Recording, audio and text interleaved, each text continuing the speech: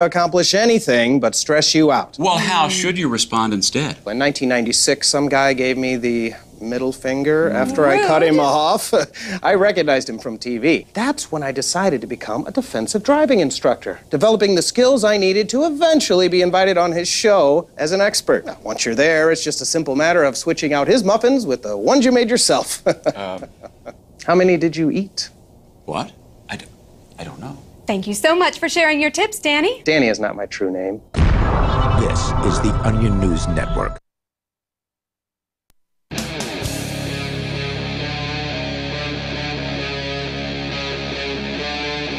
Free Talk Live.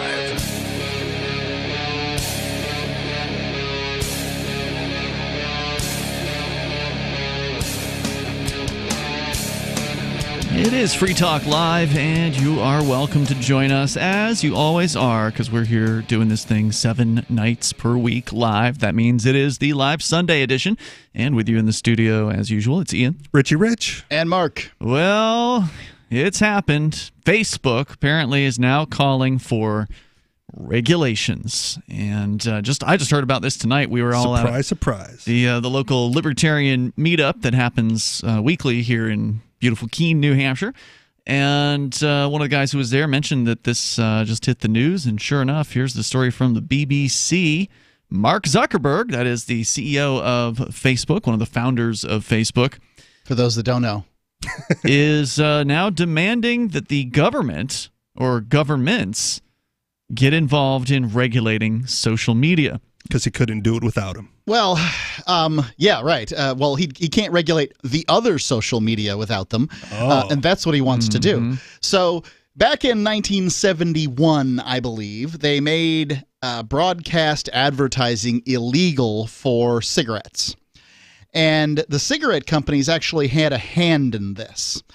The reason was that they didn't want they didn't want to spend all this money on broadcast, so they all just kind of agreed, hey, let's just make it illegal for all of us, because they could not get, you couldn't get just because somebody would always break weak. If you've got 4 gas stations sitting on the corner, the guy with the lowest price is likely to get the most amount of customers that come to his gas station. It's hard to form a cartel when someone's always breaking it. So you get the government to step in and then just make broadcast illegal for cigarettes, and then you've got that. Basically, you got your regulation. There you go, wham bam. Keep your competitors in line. Right, and then all the health nuts, they're thinking, well, the government's doing us a favor. No, this is the tobacco company didn't want that. In an op-ed published in the Washington Post, Facebook's chief says the responsibility for monitoring harmful content, and I would pull the Post's his editorial or whatever, op-ed, I'd pull it up, but Washington Post wants money out of me, so we'll just go with the BBC summary of this. Anyway, he says the responsibility for monitoring harmful content is too great for firms alone. That's right, the billions of dollars that Facebook brings in revenue every single year or whatever it is. I don't know what the amounts are, but it's large. They have billions of users, as I understand it. Apparently, that's not good enough. We need the government to get involved and help them out. How is that going to help? Because even a few weeks ago with the New Zealand shooting, they had trouble keeping the videos offline. And now if the government mandates, some sort of censorship, how are they miraculously going to be able to keep censored content offline? No. Or now they just got to The government doesn't actually, Facebook has to do all the work anyway. They don't help anything. This isn't about Facebook monitoring Facebook. This is about Facebook monitoring the other social media. He doesn't want to lose his regulating, position. not monitoring. He wants them controlled, and so maybe they would add some government paperwork to all the processes and make it even more difficult. Right. Everybody's always predicting the demise of Facebook, right? Friendster and MySpace and Well, so nothing Facebook's stays on top forever. Yeah, it's almost inevitable. Just the long. You know time what frame. does? What? The government? Once it's regulated, squad? Once it's regulated, then you have a much better chance of staying on top because too big to fail. Right. Facebook wants to remain too big to fail. Well, and again, there are some people on both the left and the far right that have been calling for Facebook's regulation as a public utility, that they want it to be considered a thing that you have a right to, instead of it being just like a business that is running a website that can decide its rules. Yeah, I really don't like Facebook's rules. I've got to say that. I mean, the way that Facebook handles information and stuff, it bothers me. Well, but making them into a utility isn't going to make that any once better. Once the government's involved, it's not going to get any better. Well, there's members in the tech community that want that done for the entire internet as a whole because it's so ubiquitous. To turn the internet into a utility? Into a utility, yeah, like the phone service or cable service, so that it is then there for all. And they think that it will remove the last mile problem getting it out to rural areas because now as a utility, the government has to provide that service to people out there. Great. So make it so everybody else has to subsidize all the people who decided they wanted to live out in the middle of the woods. Exactly. Mm-hmm. So he calls for new laws in 4 areas: harmful content, election integrity, privacy, and data portability. It comes 2 weeks after a gunman used the site to live stream his attack on a mosque in Christchurch, New Zealand, which we covered extensively here. Zuckerberg wrote, quote, "Lawmakers often tell me we have too much power over speech, and frankly, I agree." Adding that Facebook was, quote, "creating an independent body so people can appeal our decisions about what is posted and what is taken down." An ombudsman. He also describes a new set of rules he would like to see enforced on tech companies. These new regulations should be the same for all websites, he says, so that it's easier to stop the, quote, harmful content. Equality for all. From spreading quickly across platforms. So what does he want? Asks the BBC. In brief, Zuckerberg calls for the following things. Point: common rules that all social media sites need to adhere to. 140 characters. That he will then that he'll write. Right. Enforced by third-party bodies, which I presume means the government, to control the spread of harmful content. And again, who decides what harmful content is? Sounds like censorship across the board. Yeah, it does sound like that, doesn't it? Another point. All major tech companies to release a transparency report every 3 months to put it on par with financial reporting. So generate more paperwork. Right. Hire more people to generate more paperwork. Oh, what's that? You can't afford it because you're a small upstart company? I guess you just can't be social media. You can't be social media. Stronger laws around the world too. Well, now that's an interesting. Before we go on here, Mark, you brought up Steemit, and a lot of listeners don't know what that is because it doesn't have the name recognition of Facebook, but it is basically a decentralized social media platform that is blockchain based, essentially. Sure. And I use it occasionally. I still use it, on occasion, and it's good at what it does. It's just, it's not Facebook size, right? Sure. Like it's not to that size. And Steemit, I suspect, isn't organized in the United States, or at least it doesn't have to be. So, I would hope that Steemit wouldn't be following whatever these rules are. If the federal government comes down with these regulations, I would hope that they would just say, "What are you going to do about it?" Like the Pirate Bay. Yeah, we're going to do whatever we want. It's blockchain, baby. You can't target us. Yeah, how would that work for decentralized social media, right? Because if they could target the Steemit.com website, because that to some extent has a central location. That's just a domain, though. But that's just one of what could be many domains that can tap into the same blockchain. Yeah. So even what is the Twitter clone or Mastodon? Mastodon. Yeah. Even that, right? There's more than one branch of Mastodon that you could use and aggregate the same content. Yeah. So even if they go after Mastodon, right, kind of like a Hydra, they can't go after Mastodon. There's thousands of Mastodon. But now servers. there's going to be rules and regulations. Zuckerberg! Eat it! But these rules and regulations cover Mastodon. In theory, they would. Yeah. And of course, the Mastodon creators are based in Europe, so they probably would obey this stuff. But who knows? They do seem to be pretty dedicated to decentralization, so maybe they wouldn't. Let's go on. More with what he is demanding here from the governments.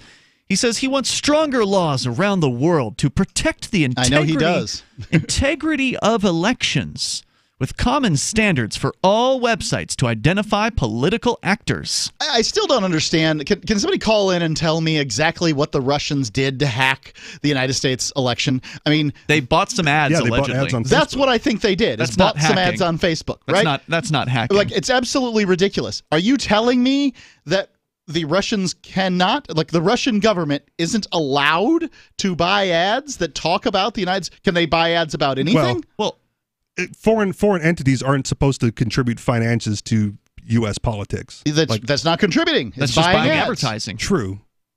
And what the issue, of course, is with Facebook. So there's nothing illegal about Russian people or Russian governments or whatever buying, of course, governments are just people, but Russian people buying advertising to support one candidate or another. It's social engineering. But it may be illegal for Facebook to accept it. I'm not sure, what all the rules are as far as FEC regulations. I didn't realize this was an infringement on my liberties, but you're telling me then that I cannot buy ads for a particular Russian candidate that appear on Facebook in Russia, whatever the social media. I don't know what the rules are in Russia, so I wouldn't tell you that. But I guess all the hyperventilating about more coming up. Russians. Free Talk Live. Sorry. Oh. I don't know what's going on, but our board up has not sent the audio. Here, let's check the ISDN. There's nothing there. All right. So for those of you who are still listening, normally we would be in commercials right now.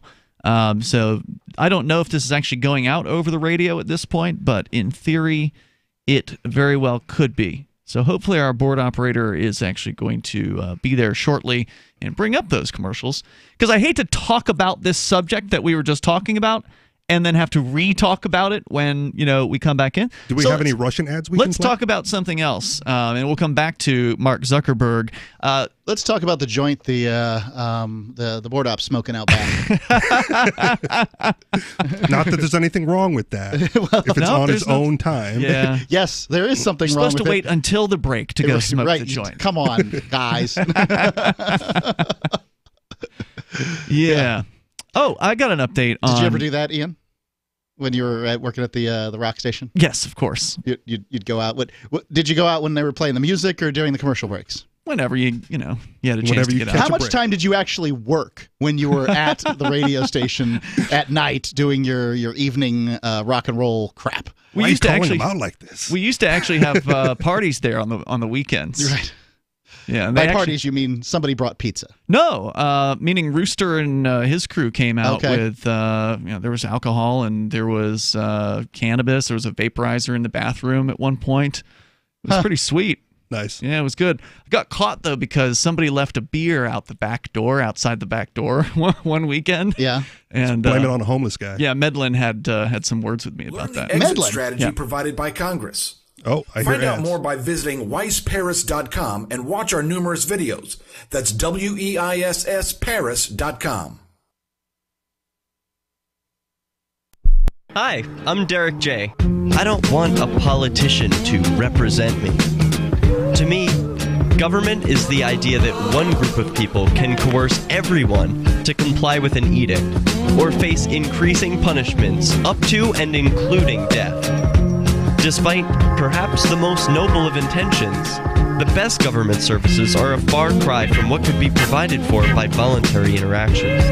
Besides, the people who call themselves the government wage wars and put peaceful people in jail for crimes involving no victims. If Starbucks used some of its money to drop bombs, I wouldn't shop there. So why would I support the American empire? The empire does not require my consent. Derek J's Victimless Crime Spree. Watch it for free and order the Director's Cut DVD at victimlesscrimespree.com. That's victimlesscrimespree.com. So you've heard all 3 hours of the latest episode of Free Talk Live, and you're still hungry for liberty-oriented audio content? Did you know that we have another 24/7 audio stream at LRN.FM? The Liberty Radio Network airs the latest episodes of some of the best liberty-oriented podcasts on the internet around the clock. In addition to recorded content, you'll also hear live shows like Free Talk Live, originating from our Keene, New Hampshire studio. So listen anytime at LRN.FM. That's LRN.FM.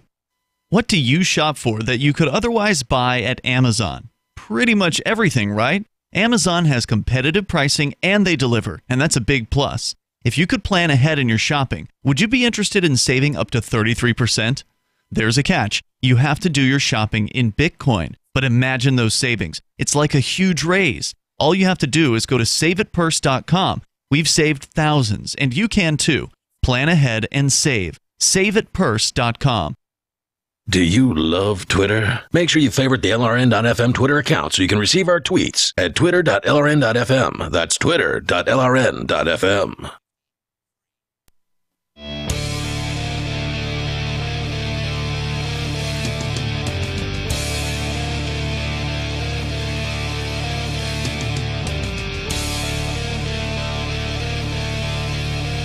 This is Free Talk Live. You can bring up whatever you want here.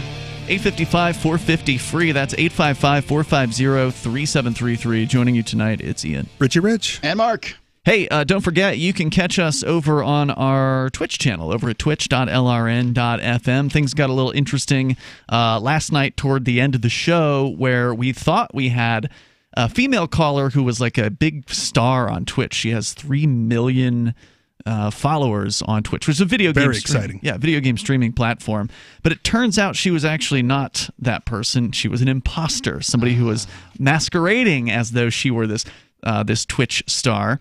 And then we were actually, the Discord server was what I would call raided by this group of very nasty individuals who she appeared to have been involved with encouraging them to show up. But wasn't nasty at all.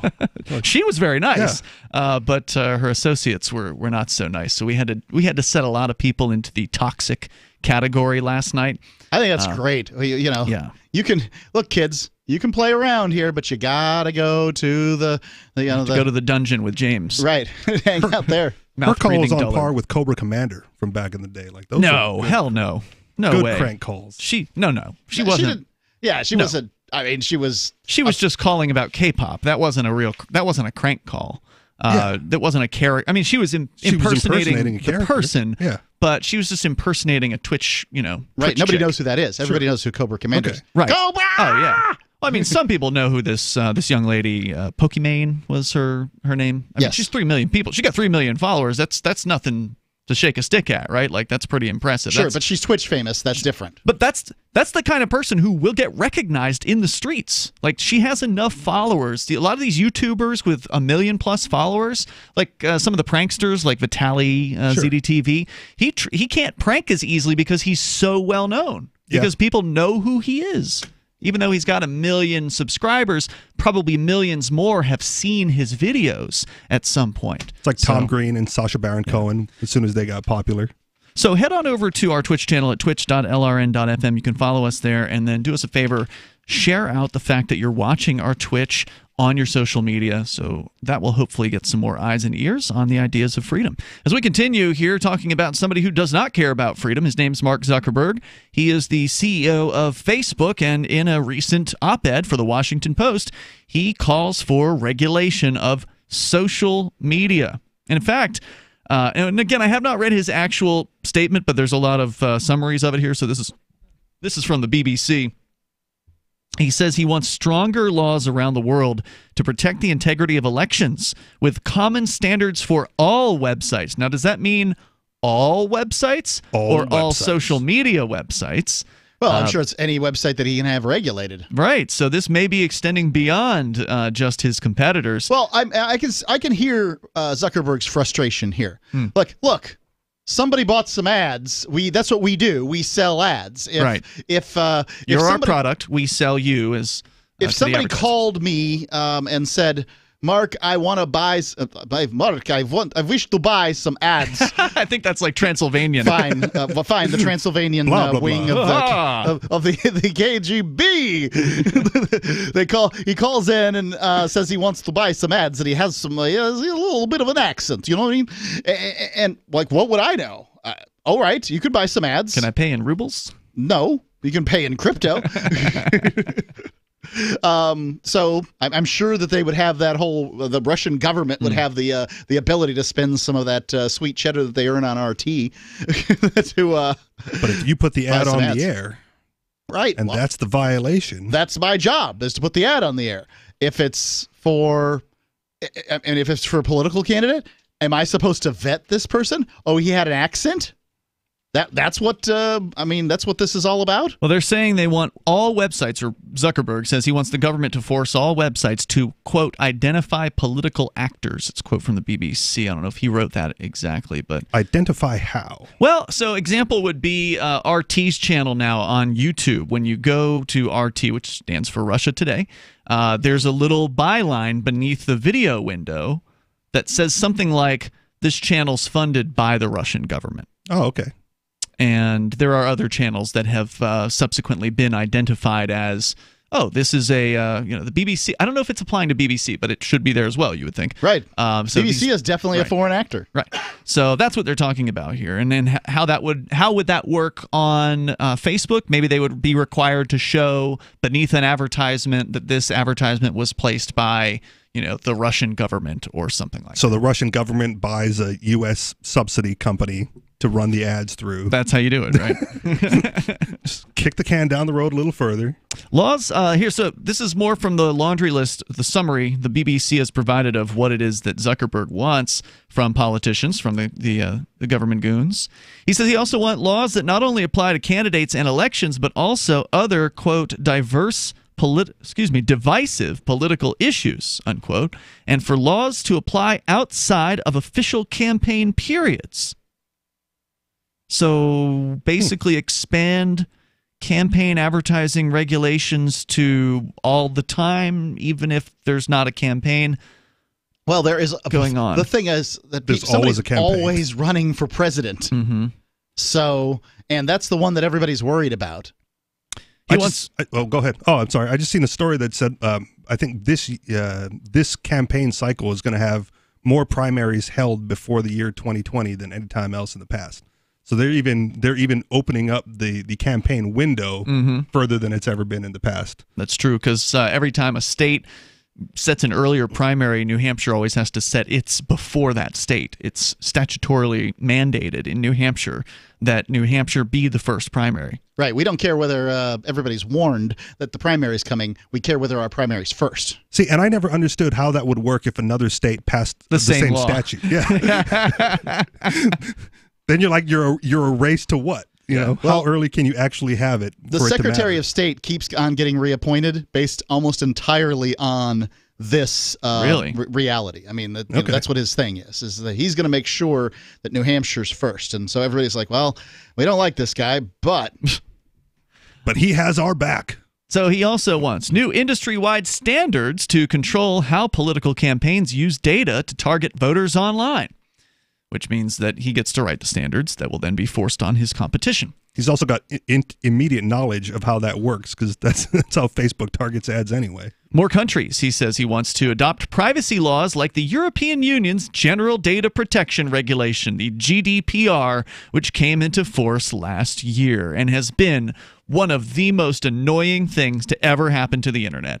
Did you know this website accepts cookies? Right. Every damn site with these cookies notifications. The reason why you see that, folks, is because of the GDPR, this European regulation that mandated this behavior of websites. And so most website operators are just like, well, we know it's only mandated in Europe, but we'll just apply it to the whole world. It's the same as the catalytic converter in California. But basically, once it's mandated in a large enough market, then you just got to do it for everybody. And some of them are so invasive to where when you go to a site, it'll pop it up and like blur the rest of the site, so you can't do anything until you click past the cookies notice. Even worse on mobile. It's basically an extra click to get into every website of the world. They've just wasted everyone's time with extra clicking because of this. So this is what Zuckerberg says. We need all around the world. Everyone should be doing this. 855-450-FREE, and there's more of his demands coming up. This is Free Talk Live. Hunters, anglers, campers, and survivalists. Get back to nature. Expand your horizons with the highest quality, most versatile, unique slingshots and sling bows on the market at slingbow.com. Slingbow products are compact and models start from just $17.98. They're perfect for your bug out bag or storing in your vehicle. Give yourself and your loved ones the excitement and tradition of Slingbow, a new frontier in archery and truly modern twist on this primitive survival tool. Feel the thrill only at slingbow.com. Many people believe they don't control their own destiny. Let them continue just getting by while you make the choice to do something about your future. Imagine working from home, earning the income you deserve. Just visit startlivingyoung.com and click on the Be Your Own Boss tab. Discover Juness, a state-of-the-art global health company with over $1 billion a year in sales. They'll provide all the tools you need to succeed. Visit startlivingyoung.com today and click on the Be Your Own Boss tab. Your destiny awaits at startlivingyoung.com. On Free Talk Live, we're bringing people to the ideas of liberty every day. From wrestling superstars like Glenn Jacobs. You guys really are having an impact, I believe. Like I said, a lot of where I am now is due to listening to Free Talk Live. You changed my mind on some very important issues years ago. To random people tuning in on the radio. I was kind of stuck in the left-right paradigm. I heard your show by chance on a Saturday night. From there, I went on, joined the Free State Project, and become an amplifier. So, I mean, that's really the reason why I amp is because I know that if it wasn't for you guys being on as many stations as you are, I never would have found the ideas of liberty. Your amp will directly change more lives by getting Free Talk Live in front of people looking for talk radio online and on the air. When you amp Free Talk Live, you get perks like access to the AMP-only Facebook group and AMP podcast. Visit amp.freetalklive.com. Looking for a great real estate investment? Consider New Hampshire, which is ground zero for the Liberty Movement. Your first call should be to Mark Worden from Porcupine Real Estate. He's more than just a real estate agent. He's your New Hampshire concierge. Where are the best places to live? Do you want farm, city, the burbs, or forest? Do you want a duplex or multifamily building so that renters pay your mortgage? There are homes in all price ranges in New Hampshire, and Mark can help with financing too. Invest in liberty and property. Mark Worden can help. PorcupineRealEstate.com. LRN.FM is proud to announce our official listening apps for Android and iOS devices. Now you can easily tune into our streams anywhere, anytime on your smartphone or tablet. Just visit apps.lrn.fm or search for LRN.FM in the Android or Apple app stores. Please download, rate us 5 stars, then share the link on your social media and let your friends and family know how you're listening to LRN.FM. Download it now, free at apps.lrn.fm. The Free State Project has reached its goal of 20,000 liberty lovers who've pledged to move to New Hampshire and get active to achieve liberty in our lifetime. Perhaps you're trying to figure out what part of New Hampshire should be your destination. If so, consider Keene. You'll find more than 150 reasons to move to Keene at move.freekeene.com. Keene is famous for its historic, publicity-generating activism, as well as being the liberty media capital of the world. It's home to freekeene.com, New Hampshire's destination for liberty activism, news, and opinion. For years, we've been compiling over 150 reasons to move to Keene at move.freekeene.com, where you'll learn about some of what's happening here and what makes Keene a great place to live. If you love liberty, you'll probably enjoy anywhere you end up in the Shire. But do your due diligence first. Please visit move.freekeene.com for the full list of over 150 reasons to move to Keene. That's move.freekeene.com. You can put the Liberty Radio Network on the air in your area. Visit broadcast.lrn.fm to learn how. Broadcast.lrn.fm.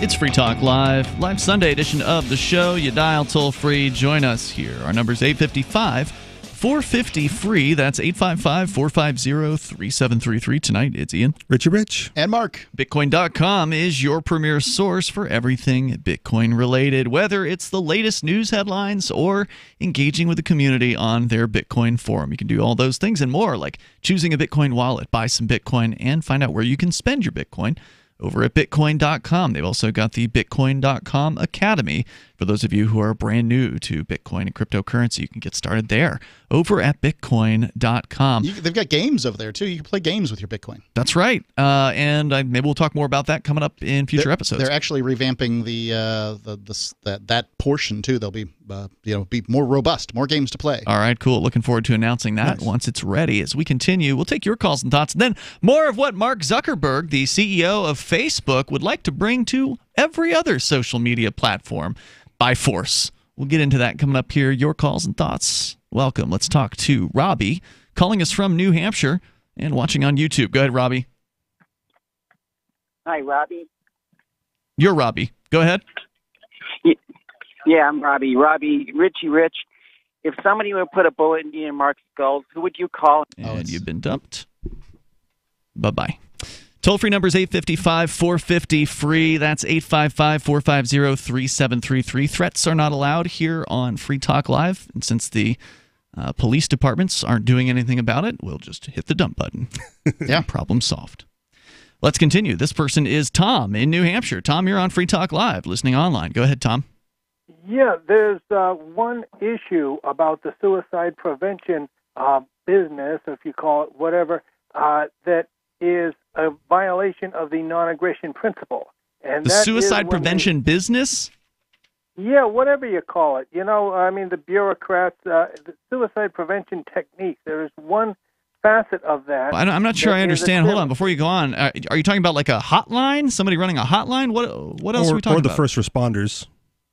So Yeah, police. there's one of the things that is a clear violation of the non-aggression principle, and that is when they physically force people into a vehicle and bring them to a hospital or a mental institution for an evaluation, and then in some cases they get drugged against their will, and these are clear violations of the non-aggression principle.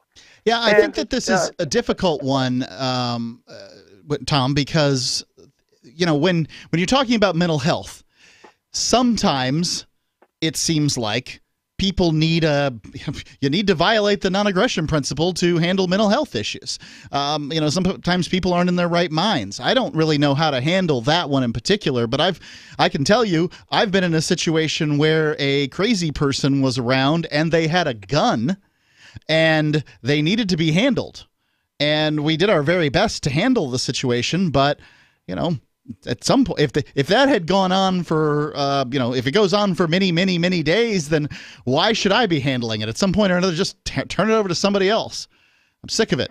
What I'm getting at, though, is I went to a presentation at the high school recently, and most of it was pretty good stuff about how to deal with the underlying issues, and they spoke of the importance of having an open and honest conversation. But then at the end of the discussion period, I also brought up, what about if the person is 18 and refuses to go to the hospital, and they call it implied consent, which is an outrageous name when somebody is screaming, "Let me go," kicking and screaming, "Let me go." They are somehow implying that they're consenting.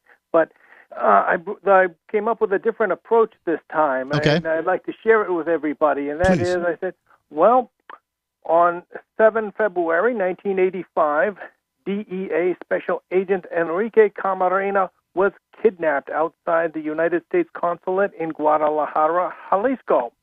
5 goons jumped him. They grabbed him, forced him into a vehicle, and took him to a house where he was held against his will, and they tortured him to death for 2 days, during which time he became unconscious. And they didn't want him to end his suffering just yet by dying, so they had a doctor drug him to bring him back so they could torture him even longer and make him suffer even longer. Sure. And if you wonder who could possibly be so wicked, just look at standard procedure here when somebody is suspected of this Orwellian thought crime called suicide ideation. Goons grab him, force him into a vehicle. They take him to a mental institution, pretending to think that that's going to brighten up his day and make him glad to be alive. They don't want him to end his. They don't want him to end his suffering just yet by dying.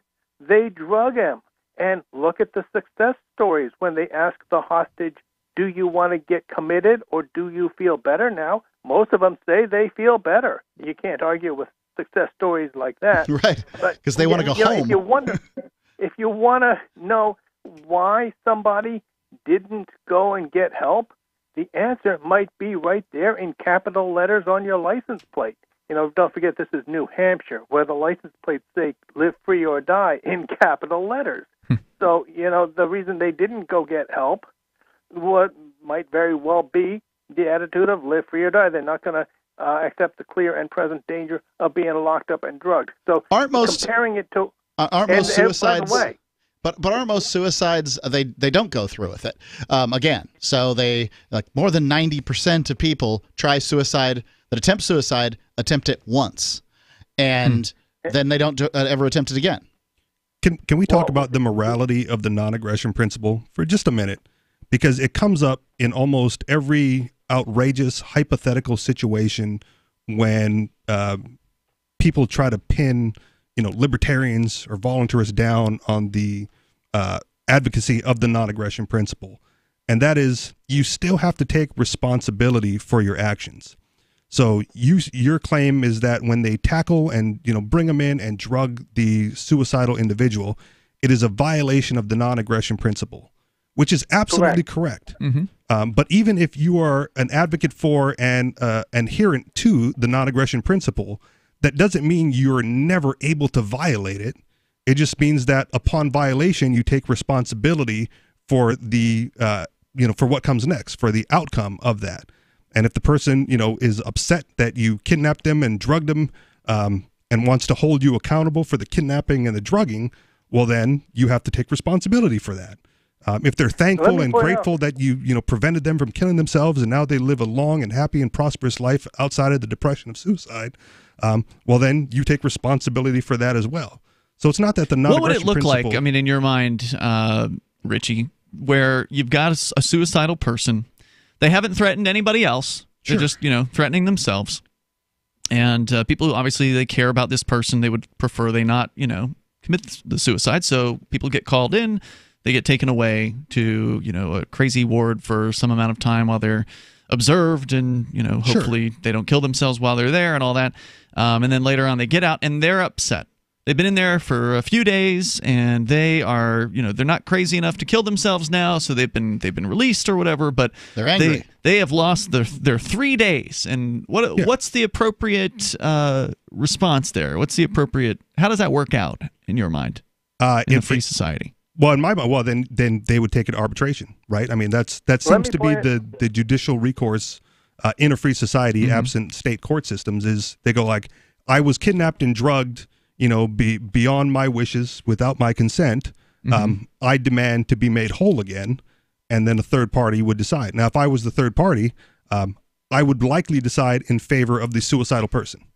And then you would give them some amount of... Can I point something out? Go ahead.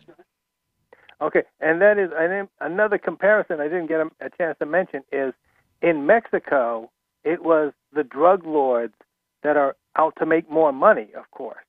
And that's why they did that to the DEA agent in 1985.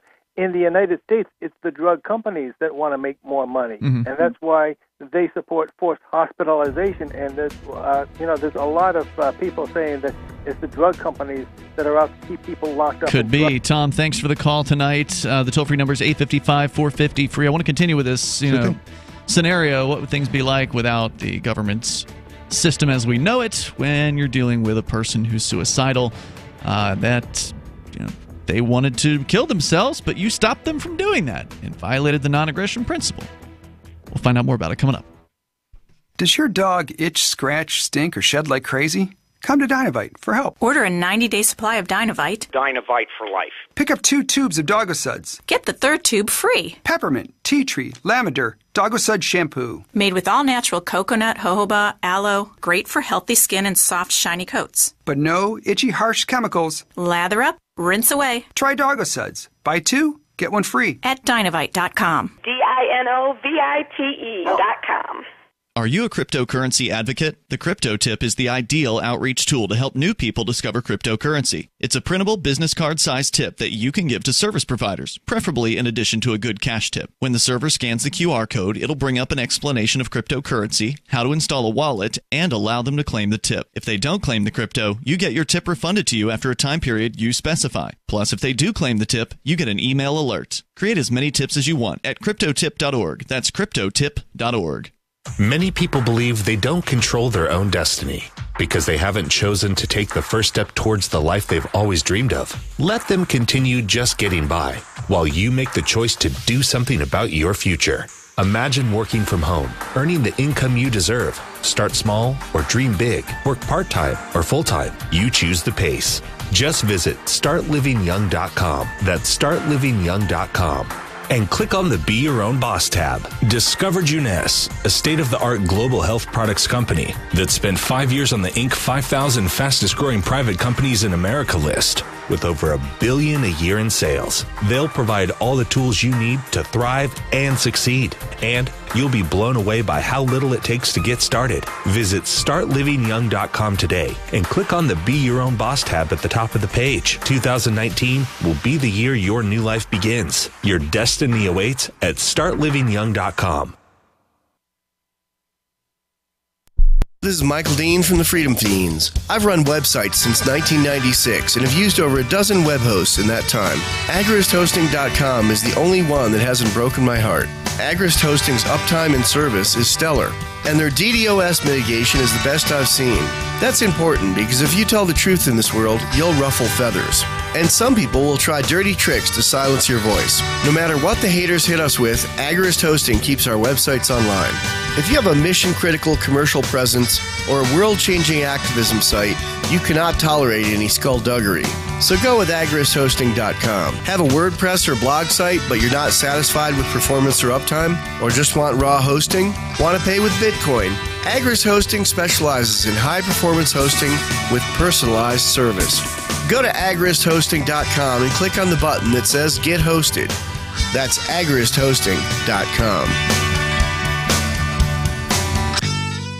There are lots of ways to listen to Free Talk Live. Our podcast has been around since podcasts began, and now the FTL feed is loaded with content besides our full show archives. Did you know that we make it easy for you to customize your podcast subscriptions? We have different feeds, one that includes only our full shows, one with just the Daily Digest, and one with just the Edgington Post. You decide what you listen to. It's quick and easy to customize your feeds at feeds.freetalklive.com. That's feeds.freetalklive.com. Are you tired of governments murdering people around the world? Stop using their money. There is an alternative. Bitcoin is a stateless, free market, non-political currency. Bitcoin cannot be inflated or controlled by any government. By using their money, you are helping the state. You have an incredible alternative available now. Learn it, use it, spread it. Get started with Bitcoin at Bitcoin.com. That's Bitcoin.com. Help get LRN.FM into more ears. Visit promote.lrn.fm for a free bumper sticker, flyers, banners, graphics, and more. Promote.lrn.fm.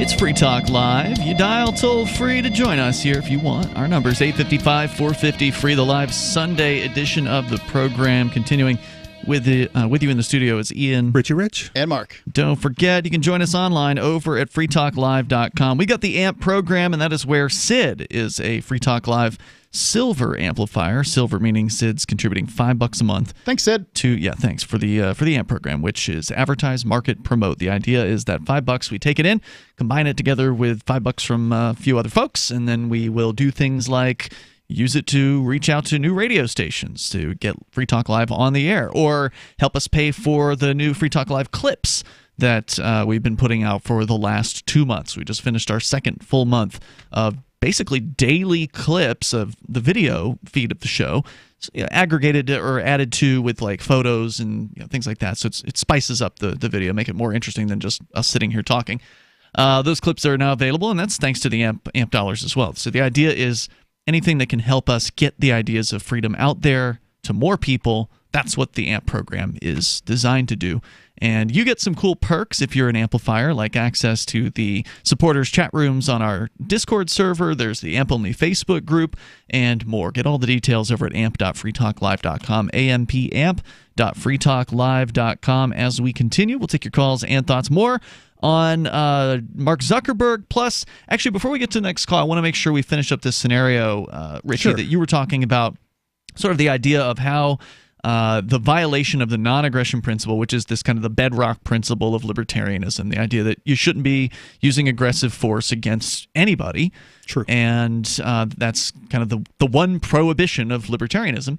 So what happens in the situation where you have used aggressive force, meaning specifically we were talking about a suicidal person, somebody that you might know, for instance, family member, friend, somebody who may be a danger to themselves, and you feel like you have to have men with guns or professionals come and take that person against their will, because they want to kill themselves. Yes. Against their will, and check them in against their will into a mental health facility. You said after that, if that person wants to get some sort of compensation, that they should? I think so. So basically all somebody has to do is act suicidal, and then get put into a suicide ward against their will, but they were just acting, and then they get to cash in later on, and because they spent 3 days on forced vacation at how many dollars a day? Like $10,000 a day? What's the appropriate amount of money per day that you've been forced against your will into a place? So I'm a callous libertarian, if you want to call it that. Like, I do the anarchist experience, so I take That's your on, show. Yeah, so I take on the anarchist label, but at the same time I don't mind. Anarchistexperience.com. Yeah. Just to throw it out there, because I know there's some discrepancies on terminology, so I'll use them interchangeably depending on the audience. But I am a callous libertarian. I really don't care if you're suicidal, because that has no impact on me or my life. Well, they could certainly leave a mess. They could. And if that's the case, then that's no longer an aggressive act. That's a defensive act, preventing the mess from occurring on your property. So you don't want them to blow their brains out against your living room in my wall. apartment, Okay. right? Like I can throw them out onto the street and then have at it. Well, usually the people that are most concerned about a suicide are the parents of the person who might be committing suicide. True. So that's the person that's or the lover, like wife or whoever. Yeah, the wife or whomever has there's a claim, right? You made a contract. And that contract says you entered into a contract, and that contract says that you're going to share wealth. You'll perform. You're going to have certain deeds and these sorts of things. That's an interesting modifier to this. What if it's your wife who calls the cops on you, and you are the suicidal person? Do you then get to collect from her because you were violating the contract at that point, right? And again, that's a whole separate issue. If that were the case, though, I think in that circumstance, me as the victim, I wouldn't be seeking recourse against my wife, right? It would become a scenario where I really because wanted you would to have violated the contract, so you couldn't get any recourse there. What about the road company? You said if you throw somebody out into the street, then you don't have to worry about it. But what about whoever it is that owns the street? What if they don't want somebody to commit suicide on their street? Well, are they then within their rights to call the police and have that person removed? Yeah, if we're talking about road companies as a private Well, now entity, we're talking about no one wants to have someone commit suicide, with the exception of like some suicide room or something. You could buy property. Yeah. Right, and you could do it there. But Go for back the most to your part, house. But now I'm just trying to understand how this would all play out in this theoretical world that doesn't exist, that we would all sort of like to see exist maybe it's about at some rights, point. and you do have the right to end your own life. However, But how? However you wish on your own property. On your own property, I see. Well, I've seen people up here will go out in the middle of winter and just stay there outside until they're dead. Mm-hmm. They'll just die of exposure. Right. Is that a thing? That's a way of suiciding? Toby's like cousin or something did it when we first showed up here, and it was 12 years ago. purposeful. It wasn't like they got too drunk and fell asleep in a snowbank. Well, that I'm sure alcohol plays a role. You get significantly drunk enough, you go outside, you stay there. I mean, I don't know. That may or may not have been intentional. Either way, I don't know the case. The original scenario is someone prevents the suicidal person from going through with the act.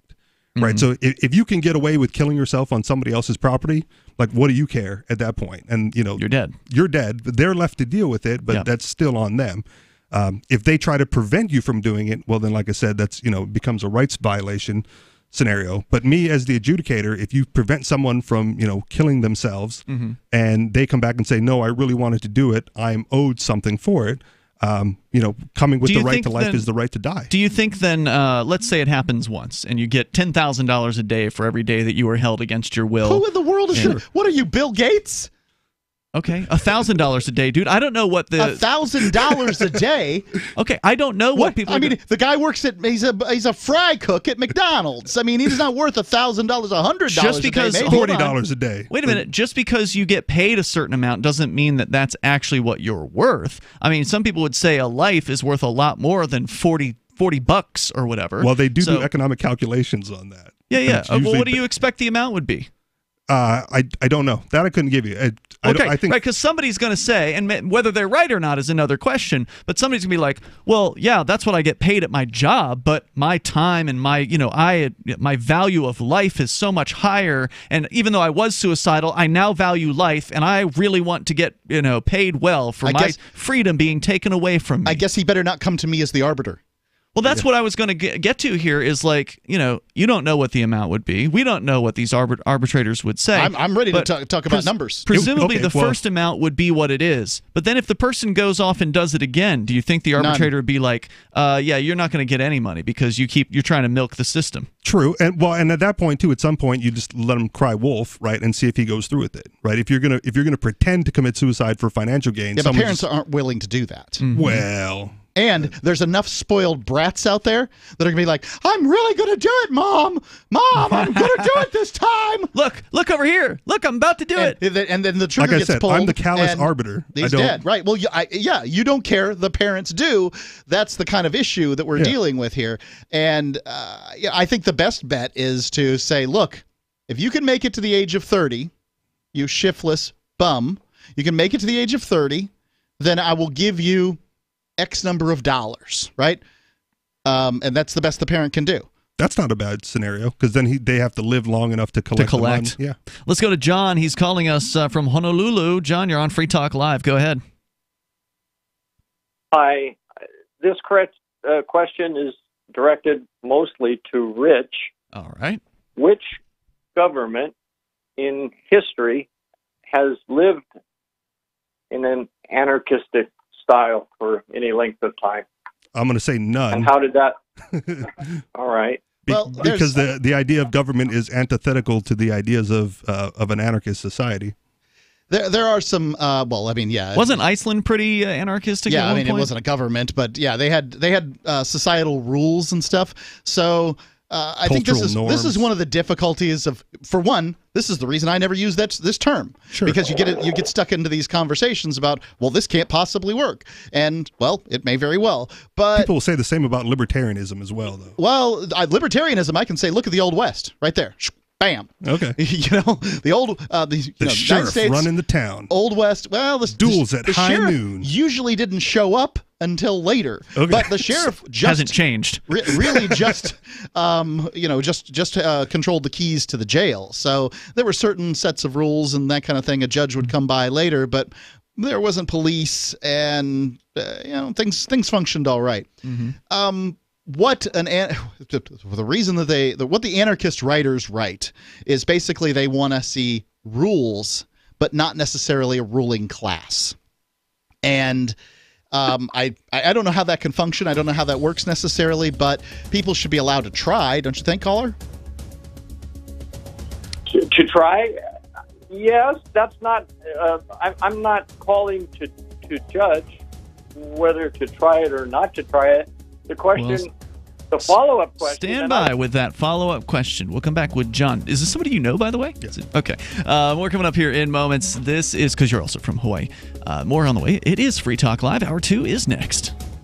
Ew, get the stinky dog away from me. Bad breath and bad gas. Petey stopped eating. All his hair fell out. Itching, licking, missing fur. At least $5,000 and vet bill. Creams, antibiotics, sprays. No results. Everything we tried failed except the Dinovite. DINOVITE.com. If you want the dog to be healthy, you got to feed it something healthy. The omega-3 fatty acids. Flaxseed, zinc, alfalfa. The digestive enzymes that are cooked out of regular dog food. Dinovite is nutrition. The shedding is stopped and the itching is stopped. Her coat is now soft, it's silky, it's healthy and shiny and glossy. She's got life, she's got energy. Tons of energy, no more bad smell. Dinovite's the bomb. Dinovite is the best thing that's ever happened to my dogs, besides me, of course. 859-428-1000. 859-428-1000. Dinovite for life. DINOVITE.com. So you've signed the Shire Society Declaration and are planning your move to New Hampshire to be around more liberty-oriented people. Next, sign up for the Shire Society Forum at forum.shiresociety.com. There are a bunch of people there who are already in the Shire, and they want to meet you. If you're already in the Shire physically, you should also come by the forums. Remember, not everyone uses Facebook. New people are signing up for the Shire Society Forum every month, so drop in and say hello at forum.shiresociety.com. LRN.FM now has a Discord. Discord is a free text and voice chat platform, and we now have our own server with a bunch of channels at discord.lrn.fm. You can join other listeners as they chat about various things during our live shows, or anytime, day or night. Discord software is available cross-platform, so you can have it on whatever device you want and take your chats anywhere. Join our Discord at discord.lrn.fm. That's discord.lrn.fm. You're listening to the live edition of Free Talk Live. Hour number 2 is next, after the news, here on the Liberty Radio Network at LRN.FM. This is the Liberty Beat, your source for Liberty news and activist updates. Produced in partnership with SNLS News and listeners like you. Online at libertybeat.news and snls.news. I'm Mick Murrow with your weekend edition of the Liberty Beat for the week ending March 29th, 2019. Gold is trading around $1,296, silver at $15.10, and Bitcoin is trading around $4,081. Today's prices are brought to you by InnoScale. Take off with ManageCloud. Looking for a safe, secure way to store your important files online? Let InnoScale handle it for you. Their high-availability cloud servers are the perfect solution for clients needing one or more secure, scalable servers with built-in hardware failover protection. For details, see them online at InnoScale.net. In the news, Brian McCormick is the executive director of the Columbia County Sanctuary Movement, which has led him on a journey of learning immigration law. The journey came to a head earlier this month, when McCormick was filmed thwarting an immigration and customs enforcement officer's attempts to circumvent the Constitution and make an arrest. Yeah, warrant of arrest of alien not signed by a judge. It's not a judicial warrant. I have no obligation to oblige by that warrant. The Free Thought Project reports that on March 5th, while McCormick was helping 2 immigrants with their legal cases, an ICE officer approached him and tried to arrest his clients. However, the officer would quickly realize the power a citizen has when they know the law.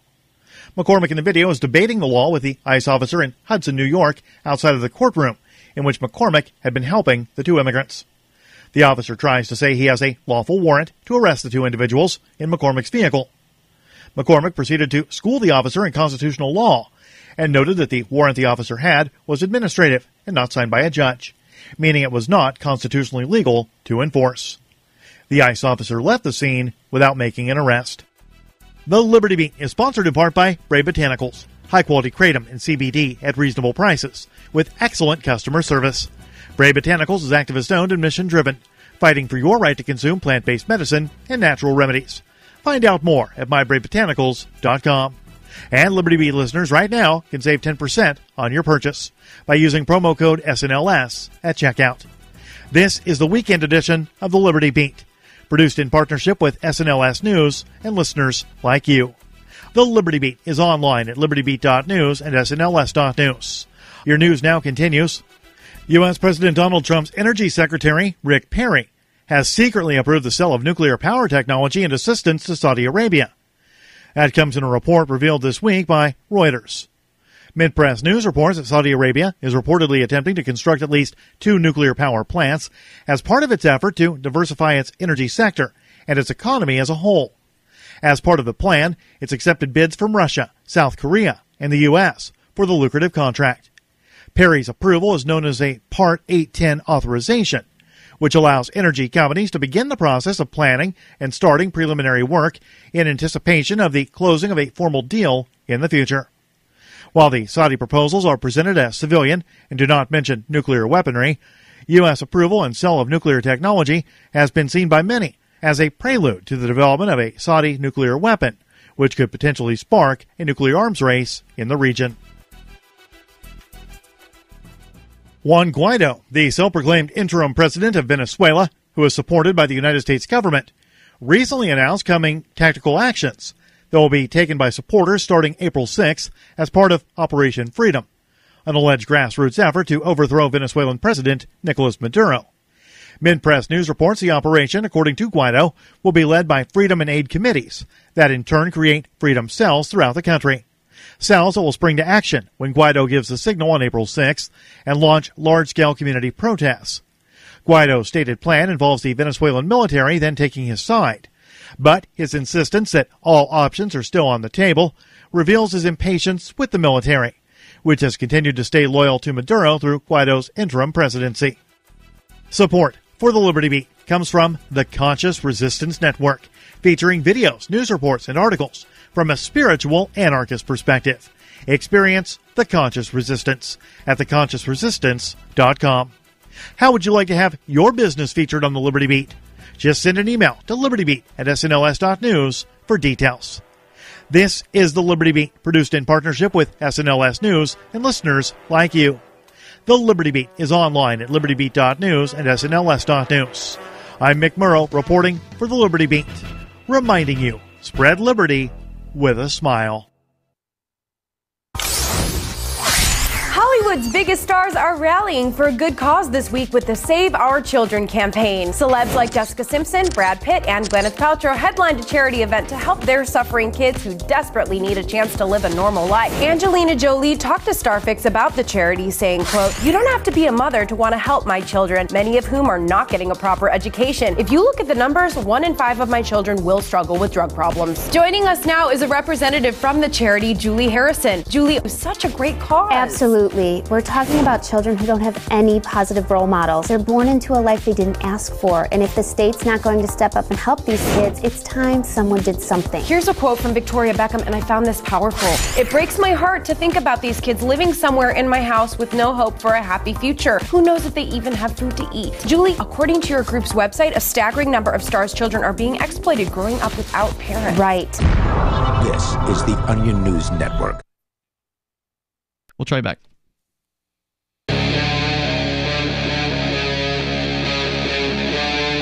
Free Talk Live. It's Free Talk Live. We're launching into the second hour of the program. You can dial in toll-free on this live Sunday edition. Our number is 855-450-FREE, like freedom. That's 855-450-3733. And we've got the Discord on-air call-in line rooms over at discord.lrn.fm. With you tonight, it's Ian, Richie Rich, and Mark. We're going back to your phone calls and thoughts. In the first hour of the show, we did talk about some of what Mark Zuckerberg is demanding that the governments do, specifically regulate the social media world, maybe even all websites in general. We'll tell you more about it because we didn't finish his list of things that he's demanding. So we'll get into that. Your calls and thoughts also welcome. In fact, that's where we're going back to right now is John in Honolulu, where it is the early afternoon, if I'm not mistaken. And John, you're back on Free Talk Live. I forget where we were going with the conversation. He had a follow-up question. Well, I had asked if there had been a country that had run under anarchism. I didn't know the answer. Right. And Rich mentioned he didn't know of one. Mm-hmm. And my follow-up question is, does that answer speak to the viability of anarchism? I think it was a question for Rich. So let's end. Oh yeah, I'm going to say no because we evolve as a species and we move forward as a society, and the more freedom that society and individuals are allowed, the more we can progress toward a state where freedom is appreciated and demanded and granted. So I think the anarchist society is a natural evolution going forward, even if it hasn't been done in the past. I'm not an anarchist myself. I am a voluntarist. I believe all human interaction should be consensual, but I also would like to see a society without a organized, coercive institutional apparatus that we stateless. Currently know as the government, which of course are just criminals, that are using violence and the threats of violence against people. I think your question, John, is kind of like asking somebody hundreds of years ago the idea of, well, we've never had a society without slavery, so, the idea that we shouldn't be able to have, to me... But who will pick the cotton? Right. To me, rejecting the state at this point in our evolution, and I like that term, is similar to rejecting slavery or chattel slavery back in the day. And most people did successfully reject slavery without having to go to war. It was only basically the United States that went to war over that issue. And the answer is that it may... maybe the answer that's true, right? So this is what the logical fallacy known as argument from ignorance. Let's see, it said for lack of evidence to the contrary is a fallacy of informal logic. So because, it hasn't existed, does that mean that it can't exist? And the answer is, I don't know. And the reality is that we can't try. Right? Like if you attempt to try here in the United States, if you buy a piece of land in the United States, you say, hey, federal, state, and local government, we're checking out. We're going to run our own little show in here. Goodbye. You will find people with guns. Soon we'll be visiting. Maybe tanks. Yeah. And, you just act like you've got your own little country and you're doing your own little thing out there, and they'll be there, and they'll be there with violence. Because they are an organization that claims for themselves a monopoly privilege on the use of violence. I don't know if this could work, but we don't know whether it could exist or not, because there are people who actively, violently will try to prevent it from occurring. John? In Honolulu? I have no comment beyond my question and your answers at this point. All right. I'm grateful to have been allowed on the show. That's our pleasure. Thanks for the call tonight. Appreciate it. Call back. Enjoy the weather. Toll-free number here, 855-450-FREE. That's 855-450-3733. Let me ask you this, young Richie Rich. Our token anarchist. Yeah. Why in the world would you leave a place that's so gorgeous as Hawaii? I mean, it's one of the most wonderful places in the world, and here you are, you picked up and moved to the frozen tundra. By the way, we learned that was your former boss calling in from Hawaii. Okay. Hey, John. And still a good friend. Yeah, that's good. Yeah. Well, to answer your question, Mark, I signed up for the Free State Project in 2007. Which is a libertarian migration. About the time I signed up. Okay. Mm-hmm. And 2007? No, you guys were here by You would have moved here. Oh. Yeah, I got my dates wrong. You've been here a year.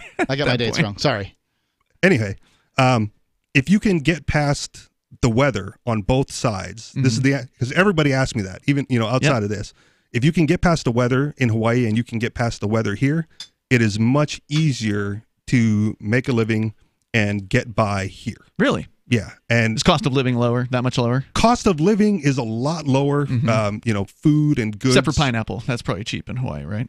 Actually, pineapple I think they take to the mainland. Maybe fresh pineapple. And then ship I don't know. it back. This is the thing. So avocados are a big thing, right? Like my childhood home had a mango tree in the front yard and an avocado tree in the backyard. So we had that's good living. It is good living. Childhood home though. Yeah. Right? But you go to the supermarket and there's locally grown avocados more expensive than the imports from California. Wow. And yet there's the buy local mentality everywhere. Oh, and you guys are too expensive. You're too expensive. Yeah. We have a dairy farm and milk is ridiculous. We got here to New Hampshire, we walked into Walmart to stock our fridge and milk was $1.50 a gallon. Compared to? $10. No, really? My mom pays about $10 for a gallon of milk. So as soon as we walked in, I told my wife, I was like, take a picture because we're sending this home. Yeah. And my mom was blown away. And then I go, now look at the bottom. There's no sales tax. Right. So it's like $1.50 was $1.50. You got sales tax on food in Hawaii? It's at the grocery store? It's technically a GE tax, so it covers everything. It's 4.5 some odd % across the board. Wow. Jeez. Right. I mean, even in Florida, they didn't have tax on grocery food. And there's an income tax. So in Hawaii. So what percentage? Do you know? Is it sliding scale or is it flat? Because I know in Illinois it's flat. They got a flat tax, which they raised 66% a few years ago. Honestly, 2007 was the last time I filed, so I shred that stuff. So, but it's there, it exists. Yeah. Wow. And Hawaii, you can't claim exempt on it. So I said 10 dependents, and so I kept most of my paycheck there. But my wages are lower here for pretty much the same job that I was doing back there, but it goes further. Interesting. Yeah. Well, islands tend to be a bit more to live on, but that's true. And I have jackets, so what's that? I own jackets. Oh, I see. So I don't mind the cold here. Yeah, the cold doesn't bother me either. It's just that I've been to Hawaii. It bugs your wife, though. It's wonderful. Yeah, my wife just leaves for the season, though. Florida's fine. She can go down there and stay with my mother. Or you should definitely go vacation in Hawaii. It's wonderful weather. Nice place to visit. Nice place to visit. But if you're trying to make a living there, if you don't show up with money, you're not going to make much. Starting from scratch. In my experience. If you want to join us here, the toll-free number is 855-450-FREE like freedom. So you made the move to New Hampshire. And it's not like you can hop island to island easily or cheaply. It's expensive just to... That too, right? So they had a super ferry that made it a little bit more convenient where you could drive your car onto a boat. Yeah. And the boat would go across island. Didn't the government shoot down the super ferry? A lot of protesters protested it and the company went belly up and took off. What's the objection to the super ferry? Too much gas? In the waters, messing it up. The fact that it's there? Yeah, pretty much. Yeah, so it just exists. We don't want any business between these islands.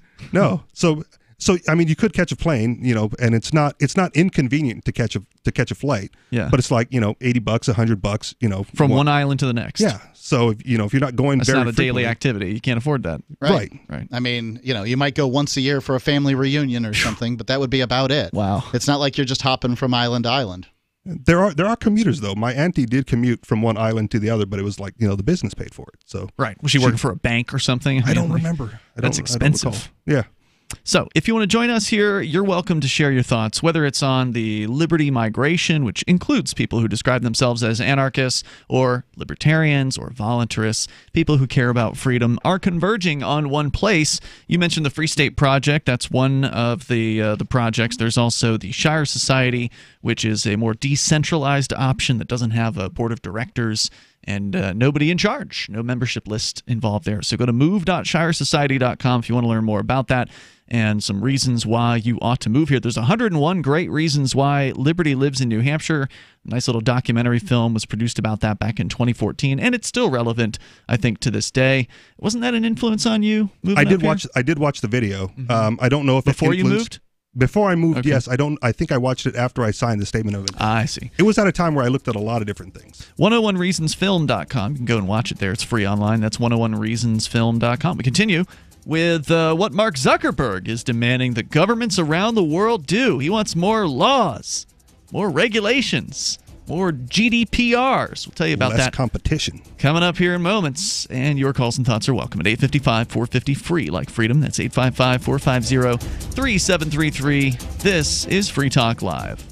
Business owners, you want more customers? Accept cryptocurrencies. There's people all around you just waiting to spend money at your store. If only you would take it. I know, you've been waiting till someone else makes it easy. Well, good news. HelpMeTakeBitcoin.com adds Bitcoin to your point of sale, totally free. Use the same equipment you already have, now with Bitcoin. And unlike credit cards, there's no fees. Let the guys at HelpMeTakeBitcoin.com bring new customers to your store. HelpMeTakeBitcoin.com.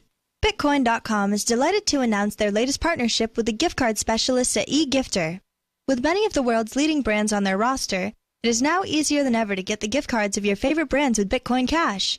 To get started, just follow these simple steps. Visit giftcards.bitcoin.com, pick the gift card you want, follow the instructions on your screen, and make your payment using your Bitcoin Cash wallet. Sit tight and your gift card will be delivered to you as soon as it's ready. That's giftcards.bitcoin.com. There are basically two types of advertising, direct response and branding. Radio's great for direct response with its low cost to listener ratio, but audio can't be beat for branding, which is a longer-term endeavor. You want to be the first thing that someone thinks of when they think about your product or service. If you have a local business that you want kept top of mind in your community, call the station. If you need national reach, Free Talk Live's got around 200 radio stations, millions of monthly listening sessions, can suit all budgets, and if we don't think we're right for you, we'll tell you. Email me, mark@freetalklive.com. Did you know you can legally exit the U.S. federal income tax system? Well, it's true, and thousands of American nationals are doing it. The 16th Amendment and Internal Revenue Code are legal, but only in a limited jurisdiction. This is the basis behind the voluntary nature of the income tax. Learn the exit strategy provided by Congress. Find out more by visiting weissparis.com and watch our numerous videos. That's WEISS Paris.com. We have some good news. The indictments against Ross Ulbricht in the District of Maryland were dismissed with prejudice, meaning they can never be refiled. This is especially good because those indictments contain the only charge ever made that Ross engaged in murder for hire. This was a serious allegation that Ross Ulbricht denies. It was never prosecuted or ruled on by a jury, but was trumpeted by the federal government and the media as if it were proven fact. The Maryland court held these indictments for almost 5 years, poisoning Ross's case and leaving him under a cloud of unproven allegations.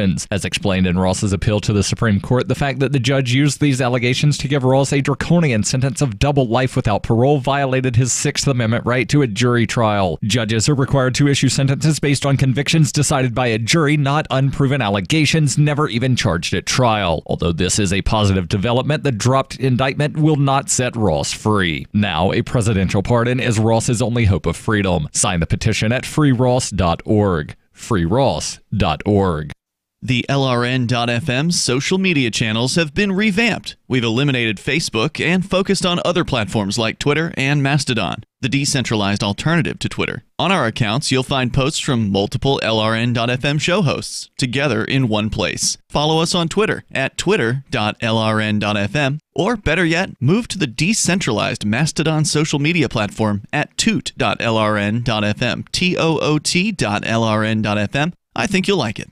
The new 4th edition of Healing Our World, The Compassion of Libertarianism, will take your understanding of liberty to a deeper level and has over 1,300 updated references, new cartoons, and a foreword by Dr. Ron Paul. With discounts for multiple book purchases, the 4th edition of Healing Our World is a great gift for the liberals, pragmatists, environmentalists, and Christians in your life who think libertarianism is cold-hearted. Get yours today at healing.freetalklive.com and use promo code FTL for a $5 discount. Some of our live shows are streamed in HD on Twitch. Please follow and share at twitch.lrn.fm. That's twitch.lrn.fm.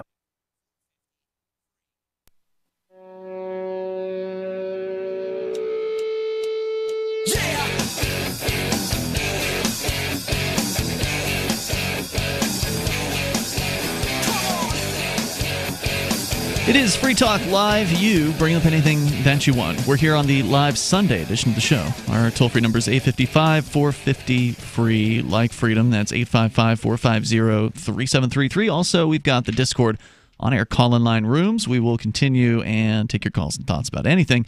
And more on the way of Mark Zuckerberg calling out to world governments, regulate me, please, and all the other guys too. Make sure you regulate them just as hard. That's the gotcha. Yeah, so we'll get into more of what his demands are. It's Ian Ritchie and Mark on in our Keene studios. We go back to your calls and thoughts. I do want to let you know about Liberty.menu. It is a tool for your community if you are a liberty-minded person. If you're an individual who rejects the initiation of force and who agrees to abide by the ethics of the non-aggression principle, then you qualify to use Liberty.menu. So whether you are a business person or an events coordinator or a digital content creator, there are categories for the things that you do there at Liberty.menu. You can also rate and review, and there's even a social networking aspect to allow you to connect and share with others. So get on over to Liberty.menu. It's free. So whatever it is that you're doing, you want other Liberty-minded folks to know about it, put it up there over at Liberty.menu. As we go to your calls and thoughts, Dodger is on the line in Michigan, listening via the TuneIn app. Go ahead, Dodger.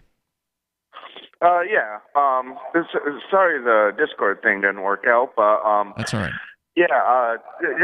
You touched a little bit on suicide, and where I don't necessarily have a lot of experience there. I do know what my father has, which is something called a DNR. Do not resuscitate? Yes. Okay. And it's something, maybe the Christian anarchist could probably articulate this a little better than I can. However, something, it was, I had a hard time, or I struggled with this when my father asked me to become his power of attorney. Because his condition for me being his power of attorney is that I would honor his DNR. Mm-hmm. Sure. But that's not the same thing as preventing a suicide, right? Like a DNR is, if I have a heart attack and I am dead, do not put the paddles on me, right? Like, do not put any effort into bringing me back to life, as I understand it. Am I wrong about that? Yeah, I guess you could say it's a similar moral conundrum, though. Like, what do you do from his perspective? Because it's someone you love dying, and you have the opportunity to stop that. And you can't, at this point, we still don't know every scenario that might happen medically. So to some extent, there's this wiggle room amongst DNRs. And many people have had their DNRs not respected by people, including power of attorney and that kind of thing. Because, the medical field, they want to save people. And it's their job to save people. So when you say, no, don't save me, they get a little confused. They don't really know what to do, and they get upset. So, well, what happened with me is, based on my faith, is I had to think about it. I had, because I couldn't give him an answer right away. But then I just came to this realization at some point that if the God that I believe in really wants the person to live, once the plug is pulled, they'll live. Right. Mm-hmm. That's true. Sure. And so that was just I heard you guys talking a little bit about suicide, and I know it's not the same thing. Well, I mean, there's some people who would say the same thing about suicide. So, for instance, many of our listeners may remember TJ the Spy. I don't think I'm out of line telling this. I'm pretty sure he's told it on the air, that he attempted suicide. He took way too many pills on purpose with the intention of killing himself, and he survived it. Like a seriously deadly kind of dose. I don't remember what the pill was that he took, but he should have died. However, it seems that something else had plans for TJ, and whatever, God or the universe or some little piece of him inside or whatever said, nope, you're not going out this way. And nobody got there in time. Basically, he should have been dead. And they did end up getting to his body, but he came back from it. It's amazing. Well, I was going to say, having heard TJ the Spy on the radio, the world's definitely better off with him in the world. I'm glad that he didn't end up dead, because he was great on the air, and hopefully we'll see him back someday. Well, and I it's as much as I feel like my dad is better off on this earth. In the same sense, it's not for me to decide what another person's wishes are. However, in the circumstances of a person who you care about who has lost their mind, you can say it's not for you to decide, but in that circumstance, the person you love is not acting like the person that you know. They are acting as a crazy person. They have lost their mind. And in those cases, I don't think it's inherently wrong for somebody who cares to step in and try to help that person, even if it does seem to be against their crazy will in that particular moment. Now, as Richie pointed out, in his ideal society, the person who tries to help the suicidal crazy friend or family member would then be held liable, but the question is to what extent? And liable is a strong word. I said responsible. Like, you have to take responsibility for your actions, and if you choose to save them, you think you're doing it in their best interest. Mm-hmm. You're hoping that they agree with you when they come to their right state of mind. Right. Oh, I'd actually, after thinking about it and praying about it and all of that, I would definitely have to agree. Dodger, thanks for your call tonight. I appreciate hearing from you. The toll-free number is 855-450-FREE. We go. I wonder about what the right state of mind is in some cases. Like, some people are crazy all the time. Mm-hmm. I recently had to deal with a crazy person in the line of my business, and I suspect that crazy person, if you ask them today how they feel about how I acted, that they think that I'm a bad person. Mm-hmm, mm-hmm. And somebody, that crazy person's in a relationship, and probably the person that she's in a relationship with doesn't think that I did the right thing either. Well, and I would say the entire scenario is based off a close relationship with another individual. And I think in a close relationship with another individual, you've had the time to generate a baseline of how what you that think person's like, what they're like normally, and then how off they are from that baseline and what to expect. We continue here. Bad Slave is on the line with us on our Discord server. Go ahead, Bad Slave. Thank you. Just want to say real quickly, if you saved somebody's life that tried to commit suicide and they really didn't want you to, it's a simple thing to do it more effectively. Right, they should just go and finish the job rather than go to court and try to get shoot you, get $50 out of you. True. Yeah, no. How committed are they to the end? Getting back to anarchy. Hold that thought, Bad Slave. We'll continue with anarchy here in moments. Our toll-free number is 855-450-FREE. That's 855-450-3733. As we continue the live Sunday edition of Free Talk Live, you're welcome to join us. And more on the way about Facebook demanding regulations It's Free Talk Live. Most of you know that heart disease is the #1 silent killer in the U.S. What if I told you for just $54.95 a month you could fight against heart disease naturally? At Heart and Body Extract, we've been helping thousands of people get back to a healthier heart. Don't just take my word for it. Check out all of the success stories at hbextract.com, or to order, call 866-295-5305. That's 866-295-5305. hbextract.com. Don't risk it when you can take charge of it. Hunters, anglers, campers, and survivalists. Get back to nature. Expand your horizons with the highest quality, most versatile, unique slingshots and sling bows on the market at slingbow.com. Slingbow products are compact and models start from just $17.98. They're perfect for your bug out bag or storing in your vehicle. Give yourself and your loved ones the excitement and tradition of Slingbow, a new frontier in archery and truly modern twist on this primitive survival tool. Feel the thrill only at slingbow.com. Is spreading the message of liberty, cryptocurrency, and peace around the globe worth $2 per month to you?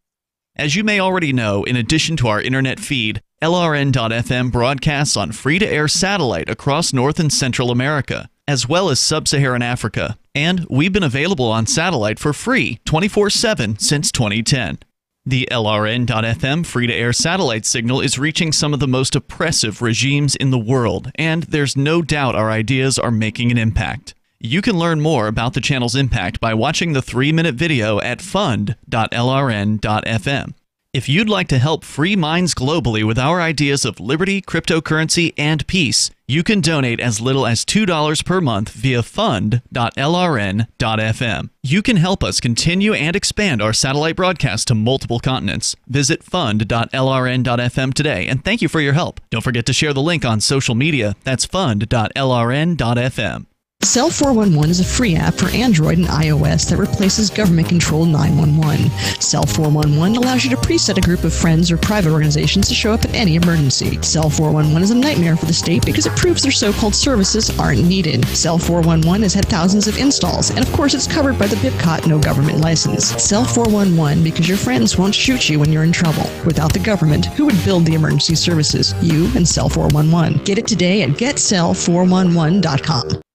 Did you know we've taken our LRN.FM telephone listen line to a new level with the LRN.FM audio on demand line? Now you can call 712-770-8447 anytime and listen to LRN.FM's live feed. And you can listen to a bunch of our original shows on demand. Long distance fees may apply. Just dial 712-770-8447 and choose from the menu. 712-770-8447.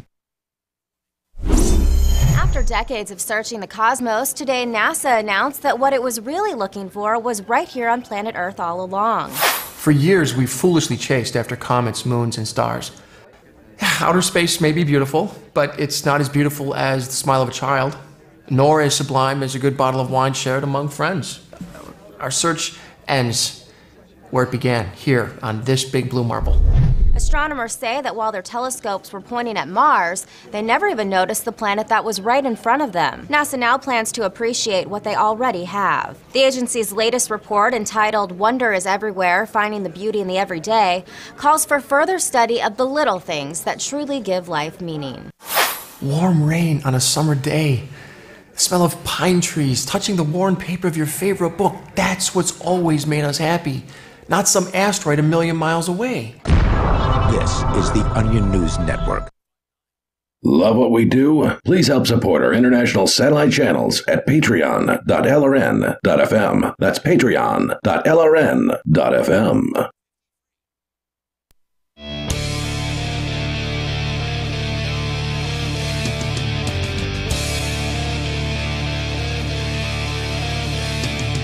Free Talk Live. You dial in here toll free. Bring up whatever you want. Our number, 855-450-FREE like freedom. That's 855-450-3733. We've also got the Discord on-air call-in line rooms over at discord.lrn.fm. Hop into one of those. We'll get you on the air. You'll sound almost like you're sitting here in the studio with us. And with you tonight, it's Ian. Richie Rich. And Mark. Forkfest 2019 is coming up this summer. Actually, just before the summer, technically, like the week before.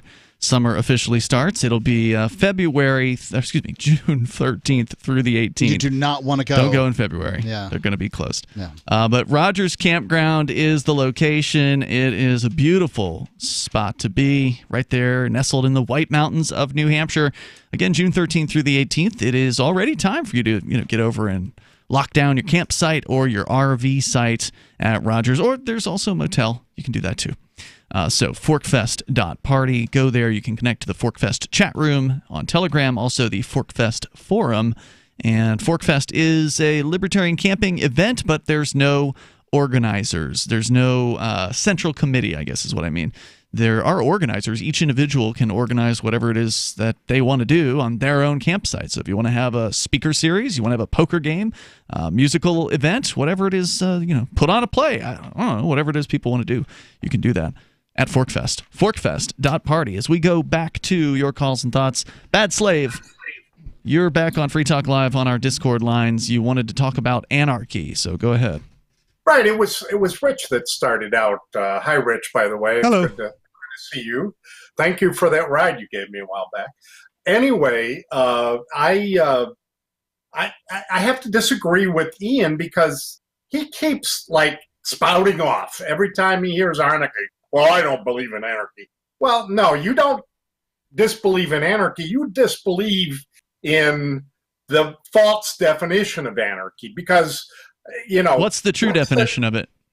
But the true definition is no rulers. And in order to... Okay, but I rule myself. Yeah. Exactly. No, so that would make me an auto-archist. Right, that's an auto-archist. Anarchy's a terrible word. I'm sorry. I mean, give me the opportunity to tear into this thing, and I absolutely would. When we talk about rulers, we talk about coercion. It's all one ball of wax. Well, whether there's a term. If you want to create a word that means no rulers, anarchy is that word. If you want to create a word that means self-rule, autarky would be the proper way to put that terminology together to create its own term. Now, why in the world a bunch of libertarians just are desperate to take this word that in fact means a communist historically and internalize it for themselves? I don't know why. I mean, it's the most boring show on the internet. It's because the logo is libertarians. Cool. The logo is cool. Logo's cool. To watch libertarians argue with socialists about who's the real anarchist. I mean, it is crap. But is the logo that much cool? I would say the logo is no cooler than the Circle V from V for Vendetta. If you want to use that for voluntarism, it's basically just as cool. I think all those words, work in their own way, and it just seems kind of silly to bring it up. But you're the one who called in. Interchangeably. Wait a minute. You called in. Yeah. Well, I did. You just brought it up. I did, but okay. Then you're silly for bringing it up. The most important issue is that in America today, that we actually get to choose our actions quite widely. In other words, on a base by base, rate, case by case basis, the actions of people are truly without rulers, are voluntary. We get to choose so many things. I mean,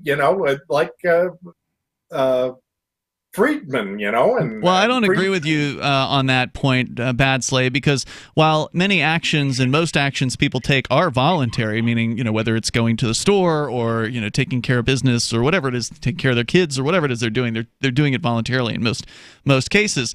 They still, many of them, believe in the idea of rulers. They just want the ruler to let them do their family the way they want to do their family. But they still think they need to have a ruler. Otherwise, we'd have people rejecting the idea of the state far and wide. And they don't reject the idea of the state. People love the state. They love the ability to have their own freedom, for sure. But they love the ability to go after other people's freedom. That's exactly what they really want. Thank you, Bad Slave, for the call tonight. Appreciate the discussion. Our toll-free number here, if you want to join us, is 855-450-FREE. That's 855-450-3733. So I tend to agree with you on this one, Mark, and that is I don't have any love for the term anarchy. It doesn't really float my boat at all. I like to define, even if it did mean what I believe, and I don't think it does, because I'm in favor of voluntary interaction between humans. I like to say what I'm in favor of rather than what it is that I'm against.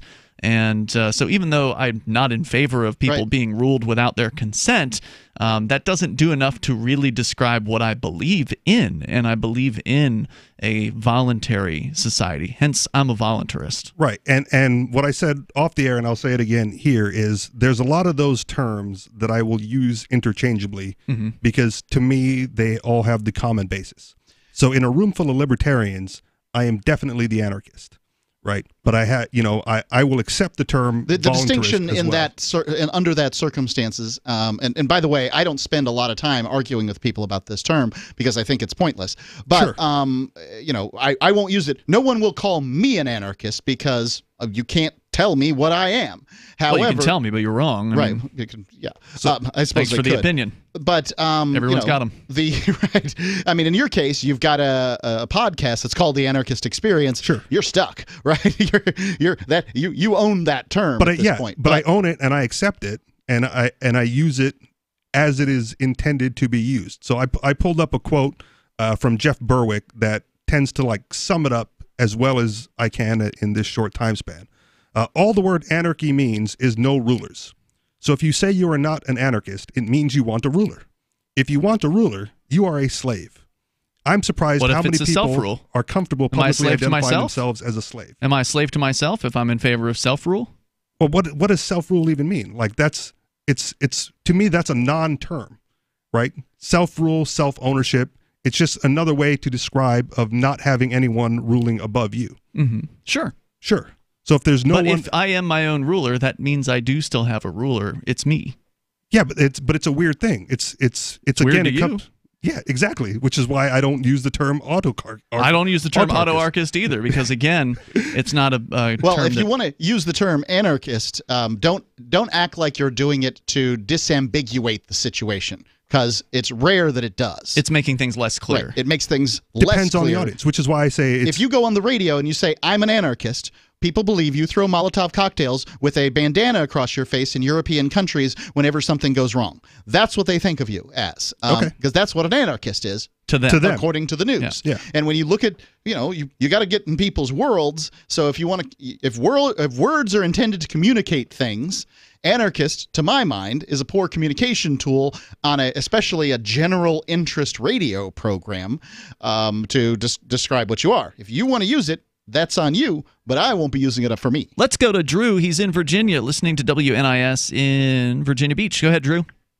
Hey, how's it going? Hey. So I just want to start out and say I've been listening to your show probably a couple times a week. Thanks. And I like it. I don't generally agree with everything. That's okay. The libertarian views, but I do vote libertarian sometimes because I feel like I'd like to see 4 or 5 parties, and the only way to get to 4 or 5 parties and end this monopoly that the Republicans and Democrats has is to get a third party. Yeah. Libertarians being the most viable third party.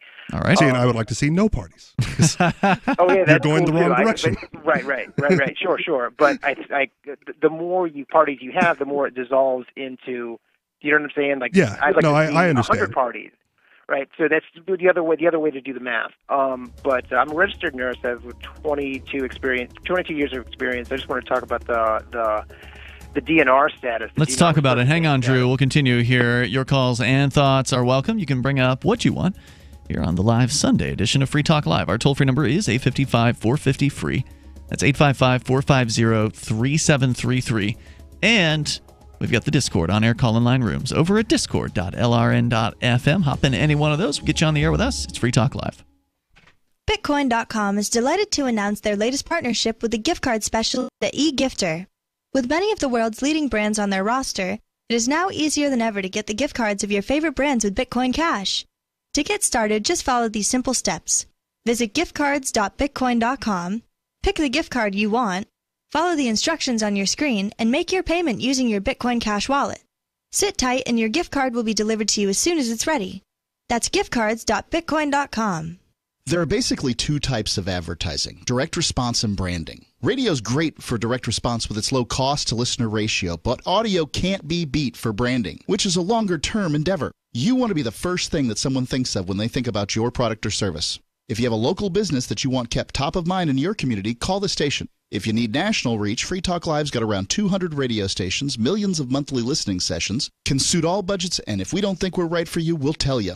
Email me, mark@freetalklive.com. Would you like to get back that full head of hair from years past? Now, there is Reveal. Beverly Hills celebrity dermatologist Dr. Nathan Newman took nearly a decade to develop Reveal from natural botanicals to return to a full-body head of hair. Reveal for men and women with a 30-day money-back guarantee at gcnlife.com or toll free 844-443-6637. 844-443-6637. Reveal at gcnlife.com. By now you know that wireless technology like cell phones do in fact pose dangers to the health and privacy of everyone. Blockit Pocket's wide range of products are unmatched in providing the protection you deserve. No scare tactics, just common sense. BlockitPocket.com offers quality American-made options to alleviate and eliminate these invisible dangers. Learn more at BlockitPocket.com or call 888-315-9618. BlockitPocket.com, enhancing health and privacy. Since time began, tyrants have taken aim at personal liberties. Now there's a movie that aims back. The government has no more right to tell us what to put in our bodies than they have to take our guns or tell us what books we can read. 6 drug police were eaten by bears while raiding a marijuana farm. On your knees, you dirty hippies! Jesus. On your knees! What's the problem, officer? Today, many cops who enforce pot laws do so only because it provides them with cushy jobs, good benefits, and a chance to push people around. I was an undercover narcotics officer. The drug war is nothing but a farce. The Second Amendment says you gotta keep you and your gat intact. Guns and Weed, The Road to Freedom. A film by Michael W. Dean and Nima Vadadi. DVD available now at gunsandweed.com or on Amazon. That's gunsandweed.com. Makes the perfect gift. Remember, that's gunsandweed.com. If you want to know the latest about Free Talk Live before we go on the air, all you need to decide is how you want it delivered. It's your choice. Visit news.freetalklive.com. You can get emailed announcements and participate in contests via our email updates list. Plus, we have a Twitter account that you can follow and a Facebook page where you can become a fan. So visit news.freetalklive.com to get news about Free Talk Live as soon as it's announced and the way you want it delivered at news.freetalklive.com. That's news.freetalklive.com. When you hear the word lobbyist, you probably think about greedy corporations, but not all lobbyists are the same. Some are fighting for the freedoms you hold dear. Liberty Lobby LLC is doing just that in New Hampshire, working hard to represent you, not some special interest group. You can help by going to libertylobby.info, where your contribution will give us the tools we need to ensure that your voice is heard. Visit libertylobby.info today to find out more. Now you can follow LRN.FM on the decentralized Mastodon social media platform at toot.lrn.fm, toot.lrn.fm.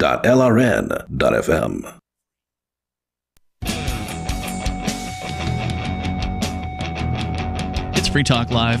You can dial in toll-free here and join us on the live Sunday edition. Our number is 855-450-FREE. Like freedom, that's 855-450-3733. Tonight, it's Ian, Richie Rich, and Mark. We go back to your phone calls and thoughts. Plus, we still have the remainder of Mark Zuckerberg's demands. He wants more government involvement in his business and everybody else's. We'll tell you about that coming up here. But first, we go back to Drew in Virginia. You were calling about the do not resuscitate orders, and you said you've got experience in was it the medical field? He's a nurse. Yeah, I'm a registered nurse. Okay, gotcha. Yeah. So, I don't know. So, the DNR status, you can start that yourself, unless, of course, you've handed over your POA to your power of attorney over to somebody else. Mm-hmm. Which is what the last caller was trying to do with his father. Right. And so the DNR status, it cannot be overturned unless it's the person who has the power of attorney, yourself or someone else, I'm sure it's been I'm sure it's been attempted before, but I just wanted to say real quick that people should educate themselves about what happens during a code, what can be done during a code. What's a code? Really quick, like a code blue, like when you do CPR. Mm-hmm. Like if somebody's unresponsive, doesn't have a pulse, doesn't have any respirations, it's generally called a code blue. Mm-hmm. And that's when, like in the movies, when their face turns blue. Exactly. Yeah. Exactly. That's probably where it came from.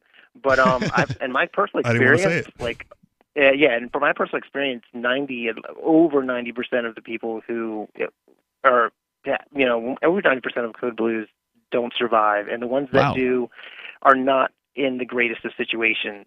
But like brain damage, they all survive on TV. Absolutely. They just take those little zapper things, the paddles, chapow, and they're back. Right, it's right. Awesome. And they never, I've only once in 22 years has a patient regained some form of consciousness, and he didn't get up and talk and start. That's a little disconcerting. Yeah, I thought I had better odds. I just really want to say that. Sorry, guys. Well, before you go on, I want to talk about the DNR. So the do not resuscitate. I should use that term. Do not resuscitate order. Now, if I fill one of these out, and it's sitting in my lawyer's office, and my wife, I have some kind of medical issue at home, and my wife tells the ambulance driver or whatever, yes, she wants, do everything you can to get back my loving husband.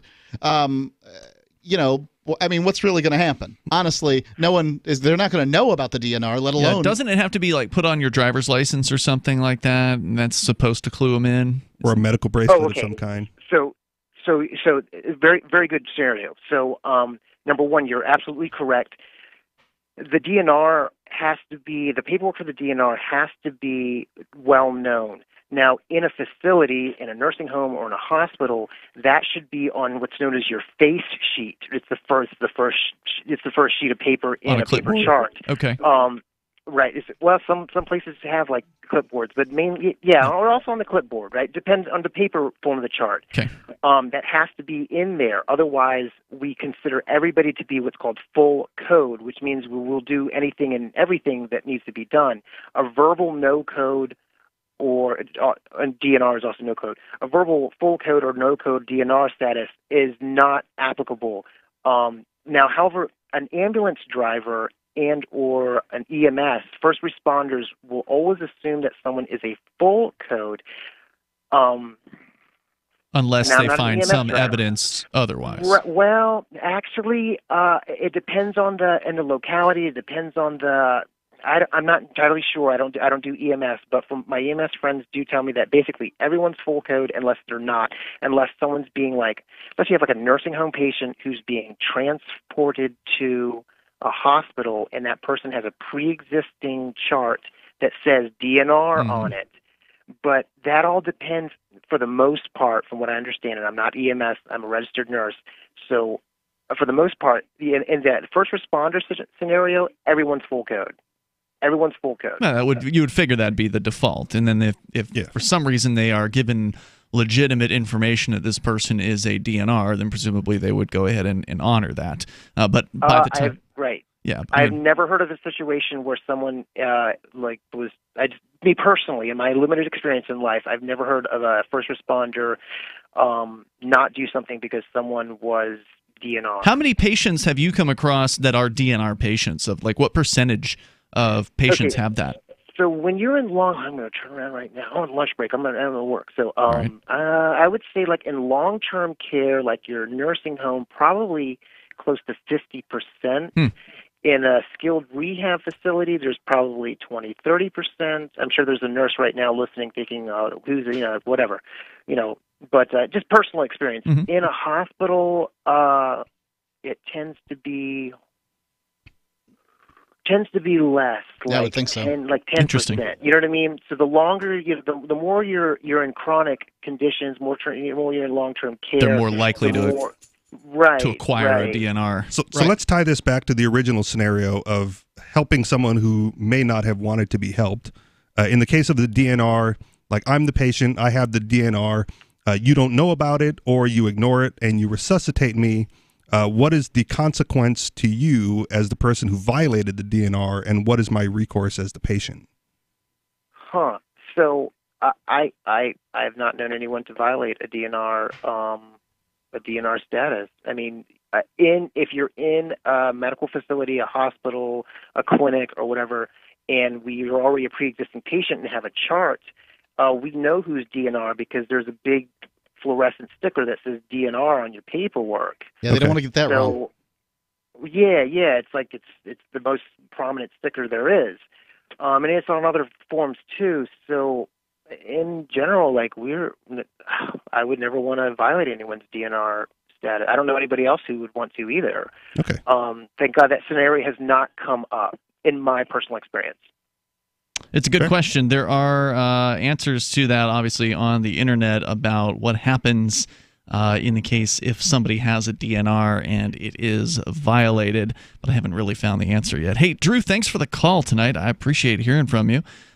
Thanks for the expertise. The toll-free number is 855-450-FREE. Let's talk to Sarah in New Mexico. Sarah, you're on Free Talk Live. Go ahead. Yes, I just want to bring a problem unique to Albuquerque. The apartment renters here, they love to play music really loud. You think that's unique to Albuquerque? Didn't you live in New York City? Well, I mean, do you have that problem? New Hampshire? I don't think so. Yeah, I'm pretty sure But we do. Albuquerque, they got boom boxes in their cars. Do you think you're the only? You think Albuquerque's the only place in the world where people are a-holes and don't respect their neighbors? Look, I don't always listen to rock music, but when I do, so do my neighbors. It's Guns N' Roses. It's supposed to be played loud. What other cities do this? California, Phoenix, Arizona. What Every other city where people live nearby one another. Yes. Everybody believes that somehow their music is more interesting than everybody else's. And if it's Guns N' Roses, they're right. They feel like they have no neighbors. That's another thing. You know what I mean? They feel like that's because I don't know. And then you know. Oh no, they know they have neighbors. They just don't care. Yeah. Yeah, but is it like a? I'm taking it this is happening to you where you're living, right, Sarah? You've got some neighbors who are cranking up the tunes a little too loud. What if they were playing classical music? You know something? I think they're doing it on purpose because they hate me. Really? Now, Shocker. what evidence do you have that they hate you? Yeah, normally I would think this was paranoia, but I may agree. Go ahead. Well, I mean, I'm thinking because I attack the smokers and I see them smoking and coughing. You attack them? I'm always, physically violating the NAP? I beat them up on the show, like the smokers. Oh, they're probably not listening, though. Are they playing Free Talk Live I loud? have no idea. But That would be here's quite a the thing, prank. is that they stay, and everybody else gets run out. I have 15 different neighbors. They move in 3 months, they move out, and they've been here doing this for the last year and a half. So, it's very bizarre. Are they right next door, meaning you're an apartment complex and they are next to you directly? Have you addressed this with the maybe landlord? about maybe 20, 30 feet, maybe 40 feet. But then it's enough to... So are they? So is there like an apartment between you and them? Are you in an apartment building where there's walls between apartments, or are you in like a cottage? Like buildings that are separated from one another? So the walls are next to each other, but there's a little tree area between me and them. So they're across the way from you? Right. Okay. But the sound Mm-hmm. they woke me up like 5 times at night. That's frustrating. They play it just Can't you loud find a enough to Section wake 8 me up. house that's not, right next door to one another one? Earplugs. Thanks for the call tonight. They have sound dampening earplugs at Walmart. It's true. It's the best I can recommend. Yeah, or get your own house away from people, right? If you can't live next to people, because that comes with living next to people, is they're loud and rude sometimes. Sound dampeners in the walls. More coming on the walls. Free Talk Live. #1 international best-selling author Matthew David Hurtado's pain was simple. Lyme disease bankrupted him in 2009, watching bankers take everything from his family. After building a 7-figure business from his couch, God called him to ministry to teach prosperity based on pain he could not tolerate in others' lives. IRS, creditors, car loans, debt. It's the Babylonian system, and you have to escape it before it's too late. Haven't you ever wanted to wake up from this nightmare? Matthew David's free quick study guide shows you what to do today to build lasting wealth in any economy. His discovery he made?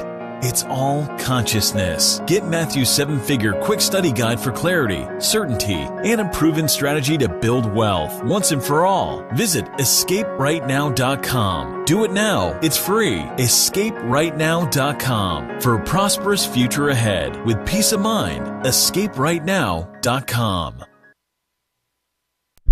Are you a cryptocurrency advocate? The Crypto Tip is the ideal outreach tool to help new people discover cryptocurrency. It's a printable business card-sized tip that you can give to service providers, preferably in addition to a good cash tip. When the server scans the QR code, it'll bring up an explanation of cryptocurrency, how to install a wallet, and allow them to claim the tip. If they don't claim the crypto, you get your tip refunded to you after a time period you specify. Plus, if they do claim the tip, you get an email alert. Create as many tips as you want at cryptotip.org. That's cryptotip.org.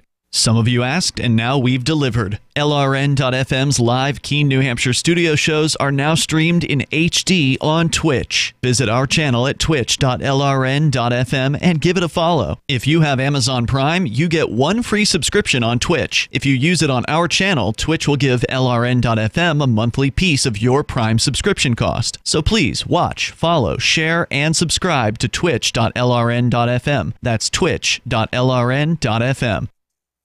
You're listening to the live edition of Free Talk Live. Hour number 3 is next after the news here on the Liberty Radio Network at LRN.FM. This is the Liberty Beat, your source for Liberty news and activist updates. Produced in partnership with SNLS News and listeners like you. Online at libertybeat.news and snls.news. I'm Mick Murrow with your weekend edition of the Liberty Beat for the week ending March 29th, 2019. Gold is trading around $1,296, silver at $15.10, and Bitcoin is trading around $4,081. Today's prices are brought to you by InnoScale. Take off with ManageCloud. Looking for a safe, secure way to store your important files online? Let InnoScale handle it for you. Their high-availability cloud servers are the perfect solution for clients needing one or more secure, scalable servers with built-in hardware failover protection. For details, see them online at InnoScale.net. In the news, Brian McCormick is the executive director of the Columbia County Sanctuary Movement, which has led him on a journey of learning immigration law. The journey came to a head earlier this month when McCormick was filmed thwarting an immigration and customs enforcement officer's attempts to circumvent the Constitution and make an arrest. Yeah, warrant of arrest of alien not signed by a judge. It's not a judicial warrant. I have no obligation to oblige by that warrant. The Free Thought Project reports that on March 5th, while McCormick was helping two immigrants with their legal cases, an ICE officer approached him and tried to arrest his clients. However, the officer would quickly realize the power a citizen has when they know the law. McCormick in the video is debating the law with the ICE officer in Hudson, New York, outside of the courtroom in which McCormick had been helping the two immigrants. The officer tries to say he has a lawful warrant to arrest the two individuals in McCormick's vehicle. McCormick proceeded to school the officer in constitutional law and noted that the warrant the officer had was administrative and not signed by a judge, meaning it was not constitutionally legal to enforce. The ICE officer left the scene without making an arrest. The Liberty Beat is sponsored in part by Brave Botanicals, high-quality kratom and CBD at reasonable prices, with excellent customer service. Brave Botanicals is activist-owned and mission-driven, fighting for your right to consume plant-based medicine and natural remedies. Find out more at mybravebotanicals.com. And Liberty Beat listeners right now can save 10% on your purchase by using promo code SNLS at checkout. This is the weekend edition of the Liberty Beat, produced in partnership with SNLS News and listeners like you. The Liberty Beat is online at libertybeat.news and snls.news. Your news now continues. U.S. President Donald Trump's Energy Secretary, Rick Perry, has secretly approved the sale of nuclear power technology and assistance to Saudi Arabia. That comes in a report revealed this week by Reuters. Mint-Press News reports that Saudi Arabia is reportedly attempting to construct at least 2 nuclear power plants as part of its effort to diversify its energy sector and its economy as a whole. As part of the plan, it's accepted bids from Russia, South Korea, and the U.S. for the lucrative contract. Perry's approval is known as a Part 810 authorization, which allows energy companies to begin the process of planning and starting preliminary work in anticipation of the closing of a formal deal in the future. While the Saudi proposals are presented as civilian and do not mention nuclear weaponry, U.S. approval and sale of nuclear technology has been seen by many as a prelude to the development of a Saudi nuclear weapon, which could potentially spark a nuclear arms race in the region. Juan Guaido, the self-proclaimed interim president of Venezuela, who is supported by the United States government, recently announced coming tactical actions that will be taken by supporters starting April 6th as part of Operation Freedom, an alleged grassroots effort to overthrow Venezuelan President Nicolas Maduro. Midpress News reports the operation, according to Guaido, will be led by Freedom and Aid committees that in turn create freedom cells throughout the country. Cells will spring to action when Guaido gives the signal on April 6th and launch large-scale community protests. Guaido's stated plan involves the Venezuelan military then taking his side, but his insistence that all options are still on the table reveals his impatience with the military, which has continued to stay loyal to Maduro through Guaido's interim presidency.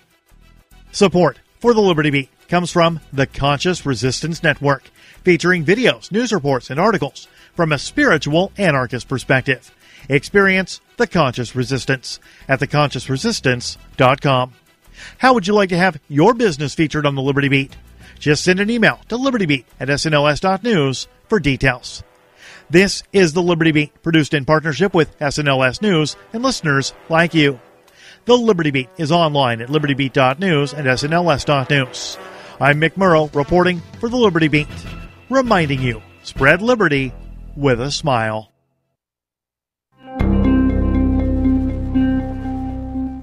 For the past several years now, area woman Caitlin Mooney has been convinced that each and every one of her friends should be a professional comedian. Our reporters spoke to Caitlin this morning about her, quote, hilarious group of friends. Karen is so funny. Like, I can't even explain it. She's always just saying whatever on her mind. She has this totally sassy attitude. You just can't help but laugh. My roommate Rashmi, she always has these hilarious stories that, they're just too much. I'm always telling her that she should just go up on stage and talk. Everyone would love it. Mooney went on to say that her good friend Lauren is so funny she could, quote, definitely be on Saturday Night Live or The Office, a sentiment she echoed about a number of her other acquaintances, including her childhood friend Marcia, her college roommate Angela, her coworker Julie, and even her sister Jennifer. This is the Onion News Network.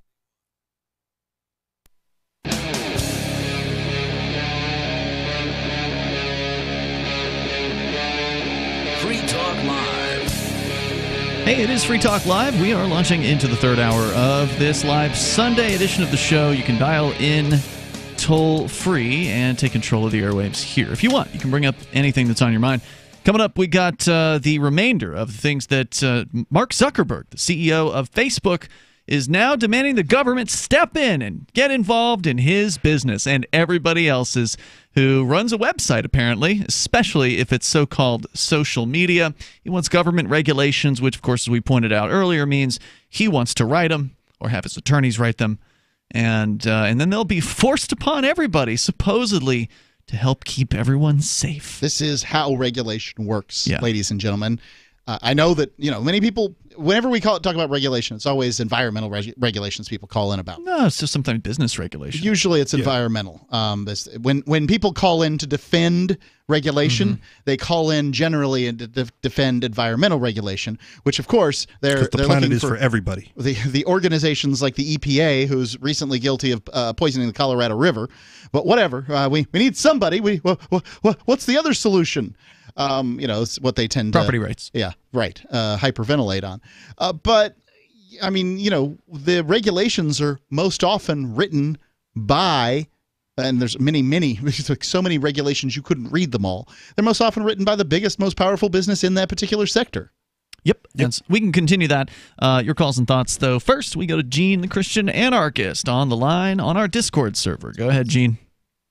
Hey, I heard the discussion about anarchy. Of course, I got to pipe in. He has been summoned. All right. Thank you. Yeah. I heard my name called. Okay. Look, if you got somebody like Hitler and he calls himself a saint, I don't think that people are going to start thinking that saints are Hitler. So the fact that people are misusing the term anarchy does not make it so. And if you look up anarchy in any definition, I just did a search online, and every definition I find, none of them shows anything about throwing Molotov cocktails. And anarchy refers to a society entity.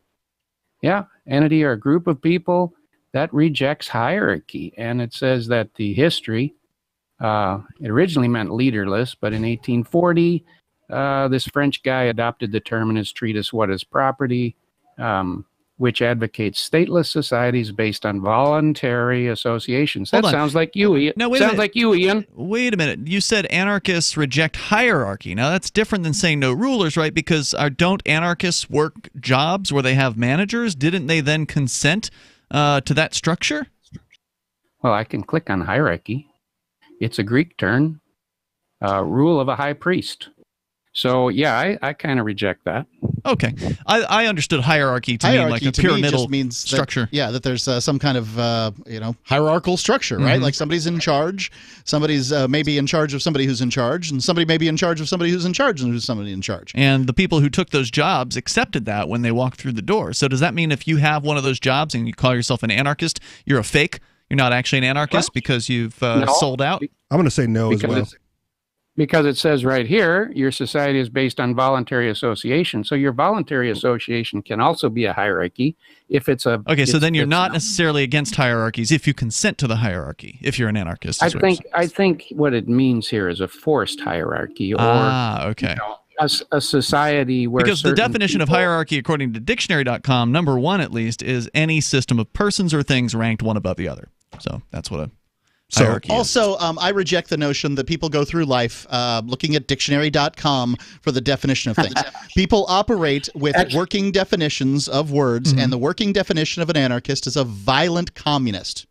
No, it isn't. Yes, it is. Can't find that. Go look at the news media. You can't find that definition anywhere. No, doesn't matter. No, it's what people I'm talking think. about the working definition. It's what people believe. What exists in people's minds. So if the working definition of saint becomes somebody who's a Nazi, then from now on, everybody who's a Nazi is a saint? I would say that the definition of saint is well established as a person who does good things. But if the first time you heard the word saint, it had something to do with Hitler, then yes, it has been corrupted for you. But since it's just one person, likely you will be corrected over time. However, when you have a societal endemic problem, which the word anarchy does, I don't. Gene, let me ask you this. Why do you want to save this term? You know it's messed up. Why do you want to save it so bad? Because it's the correct term, and it's an ancient term. I am not here to fix the world on every word. Anarchy is the natural state of life. Let me ask you this. Gene, do you like children? I hate children. Okay. I want to eat them. You know that there are people in the world that like children, I'm going to have right? a couple for dinner. Should we call children, people who like children, pedophiles? Because that's, if you look at the Greek terminology, lovers of children. That's a lover of children. They love children. Mm-hmm. I mean, okay, but Ian's an audiophile. He doesn't have sex with audio equipment that you know of. I don't know that. Well, I'm giving you the information as a person who knows Ian the best in this world. I do not believe that happens. You better check that equipment carefully. Well, I'm not going to run a test, but it's nothing sticky. So let me chime in on the anarchist with a job real quick, because I accept the label. You've got a manager at your job, right? And I have a job. Yeah. Right, but somebody's a boss. The relationship with my job is I sell my labor for pay.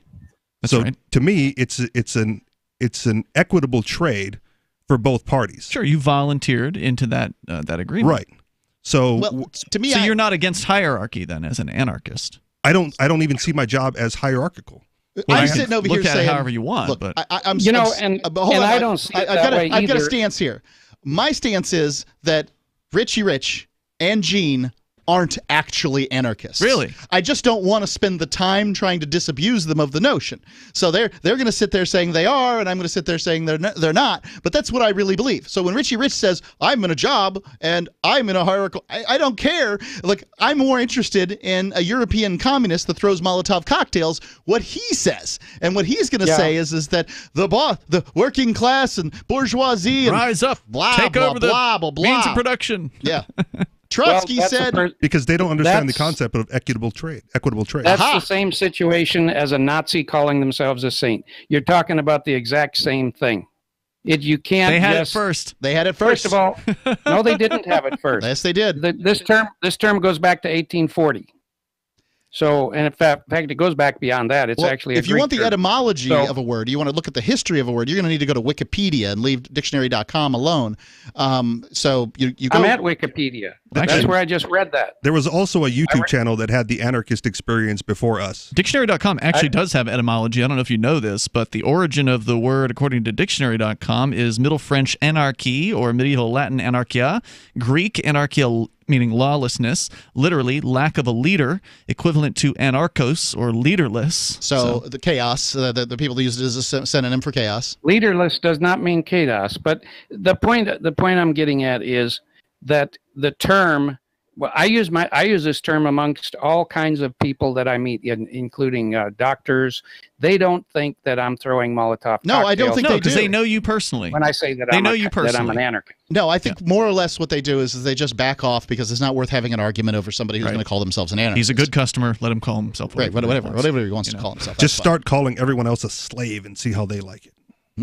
Right. Yeah. Well, just because a term is misused by a certain subset doesn't mean that it's that Meaning way. I don't every think most, journalist. I don't think most people believe what you believe. Most people don't believe what you believe. Most people don't believe that anarchists want to destroy things. You don't think? Yeah. I'd love to see a survey on that one.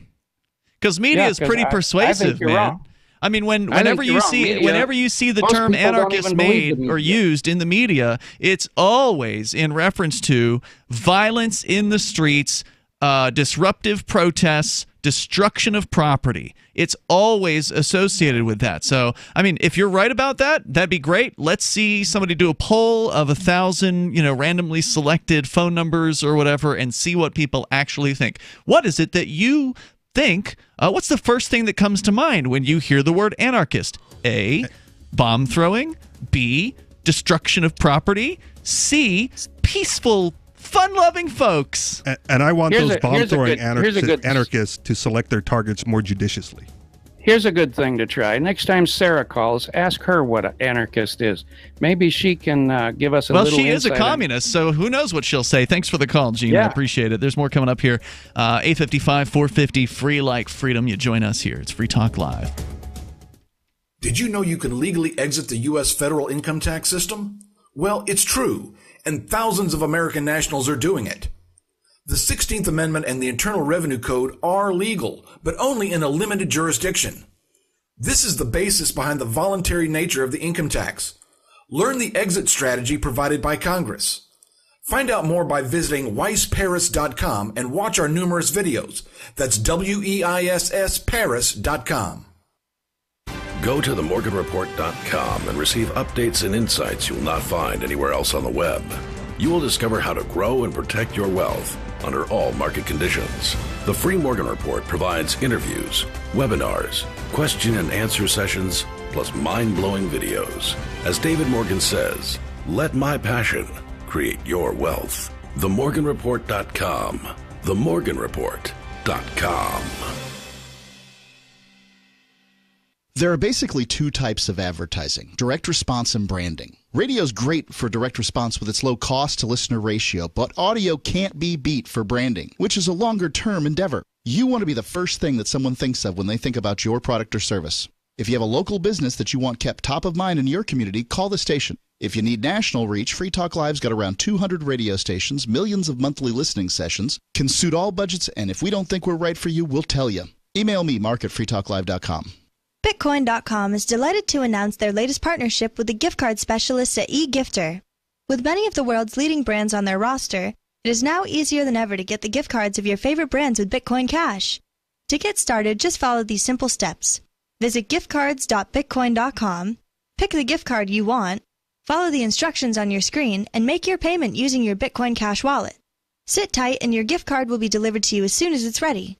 That's giftcards.bitcoin.com. Excuse me, is this where I get a license to start a new business? I wouldn't be hasty. You have to get a license to go out of business, too, you know. Oh, well, look, I've invented this little anti-gravity machine, see? Oh, is that why you're walking 2 inches above the floor? Oh, yes, it's very comfortable. It saves on shoe leather. Yeah, well, you have to fill out these forms and report to the Human Services Department of Manpower Orientation and register with the Fair Employment Practice Commission, the Wage and Hour Division of the Employment Standards Administration, the State Sales and Income Tax Division, the Internal Revenue Service, and the Social Security Administration of the Department of Health, Education, and Welfare, and, of course, OSHA. OSHA? I thought that was a little town in Wisconsin. You'll find out. Say, floating around like that could be dangerous. Have you checked with the Consumer Product Safety Commission? Well, not yet. Come to think of it, you actually are flying, aren't you? Look, you need to go over to the Federal Aviation Administration and the Transportation... It's very hard to get anything done these days if you're in business, but free enterprise built this country. Think what could happen if we don't keep it free. A public service of this station and the Center for the Defense of Free Enterprise, Bellevue, Washington. Besides, we just can't have people floating about unregulated, you know. So you've heard all 3 hours of the latest episode of Free Talk Live, and you're still hungry for liberty-oriented audio content? Did you know that we have another 24/7 audio stream at LRN.FM? The Liberty Radio Network airs the latest episodes of some of the best liberty-oriented podcasts on the internet around the clock. In addition to recorded content, you'll also hear live shows like Free Talk Live, originating from our Keene, New Hampshire studio. So listen anytime at LRN.FM. That's LRN.FM. Did you know you can legally exit the U.S. federal income tax system? Well, it's true, and thousands of American nationals are doing it. The 16th Amendment and the Internal Revenue Code are legal, but only in a limited jurisdiction. This is the basis behind the voluntary nature of the income tax. Learn the exit strategy provided by Congress. Find out more by visiting weissparis.com and watch our numerous videos. That's WEISS Paris.com. This is the Liberty Radio Network, broadcasting the latest liberty-oriented audio content 24 hours a day at LRN.FM.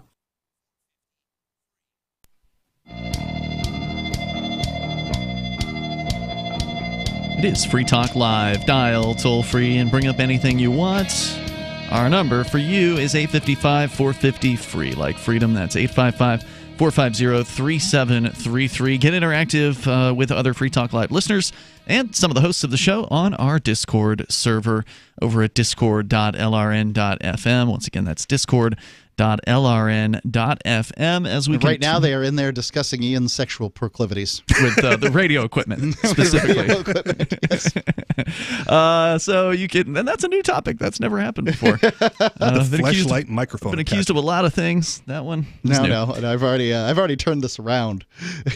By the way, there's a headline over at the Washington Post from, when was this? 2017. Headline: What draws Americans to anarchy? It's more than just smashing windows. See? So even there in the headline, the Washington Post is acknowledging what most people think, or at least what they believe most people think, about anarchists.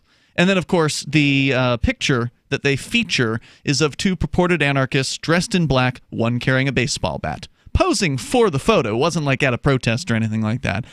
So again, suggesting violence is heavily involved with these people. Now, the whole article is very lengthy. It's a feature piece, and I'm sure it's interesting, but we don't have time for it. We continue. And if I cared what other people think, I wouldn't adopt the label either. Well, indeed. Discord.lrn.fm. I am a communicator, so I, to some extent want to be effective in my communications. While I'm not concerned so much with what people think about my ideas, I would prefer they not be written off without giving me a chance to explain them.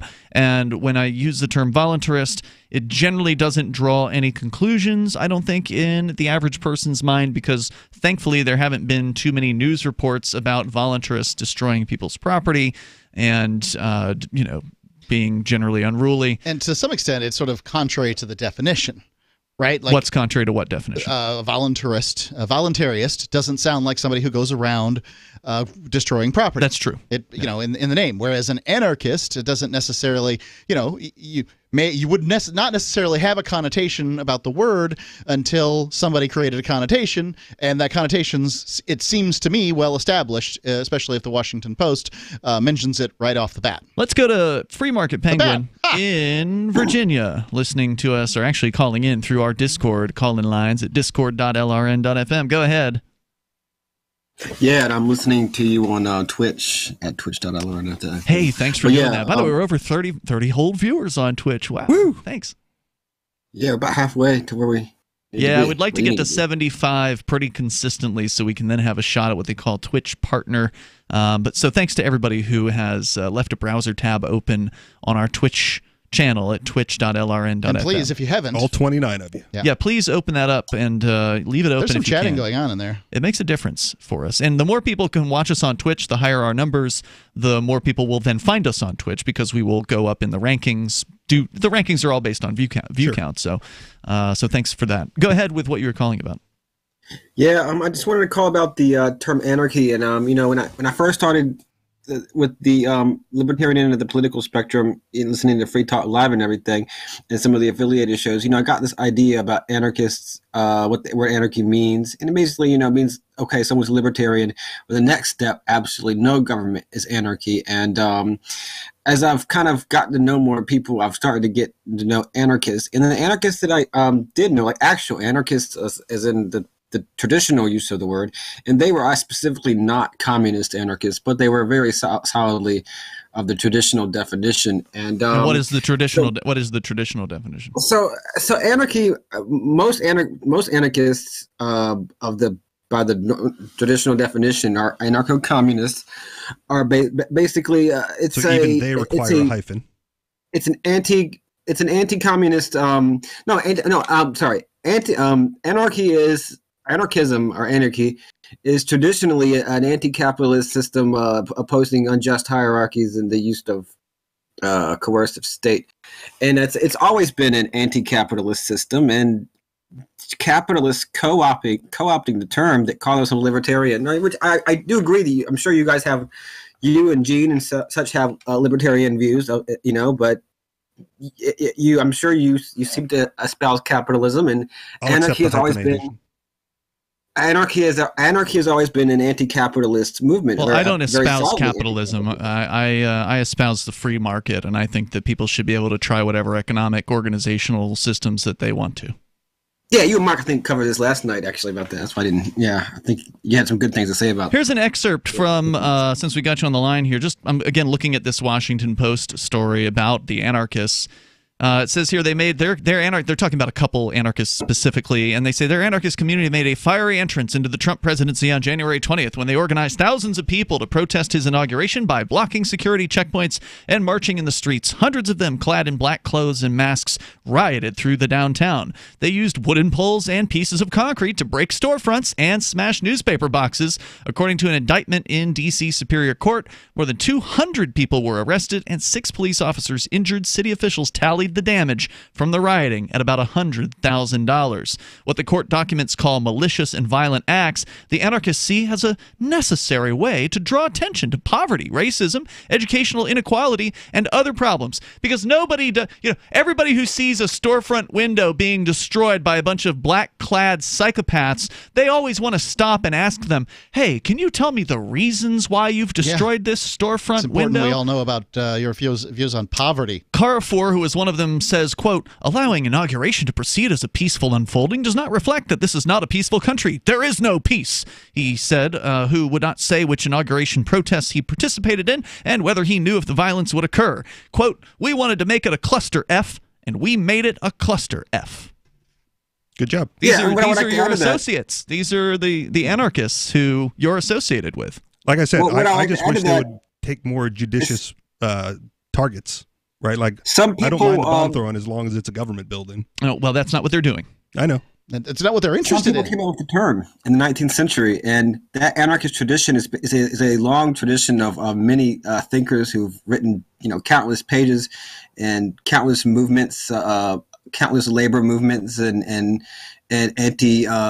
anti-government movements over decades and decades of history. And the people who are destroying property don't come off as thinkers to me. Well, they are. They typically are, from my experience, very well read. But I'm sure they are. But my point is, they don't come off because you're not talking to them. They're just a group of black-clad people throwing things through windows and throwing dumpsters, setting them on fire, and doing all kinds of destructive acts. People aren't sitting there wondering, how well read are these chaps? Shall we sit down for a cup of tea and have it out about our They're just wondering, ideas? where's my sniper rifle? That's what they're wondering.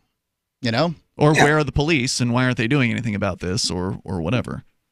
And most of your guys' anarchist friends don't have any don't really have any lineage to any of the original movements call themselves anarchism, except for anarcho-capitalism. But that has a very tenuous root. I mean, capitalism itself is and I'm not going to trash capitalism on the show tonight. That's not really what I'm here to do. But it's inherently a very hierarchical system, and which, whether you like it or not, it's absolutely antithetical to the decades and decades of movements throughout the world that have called themselves anarchists. So I think that it's kind of doing a disservice to kind of equate the two. What about the mutualists?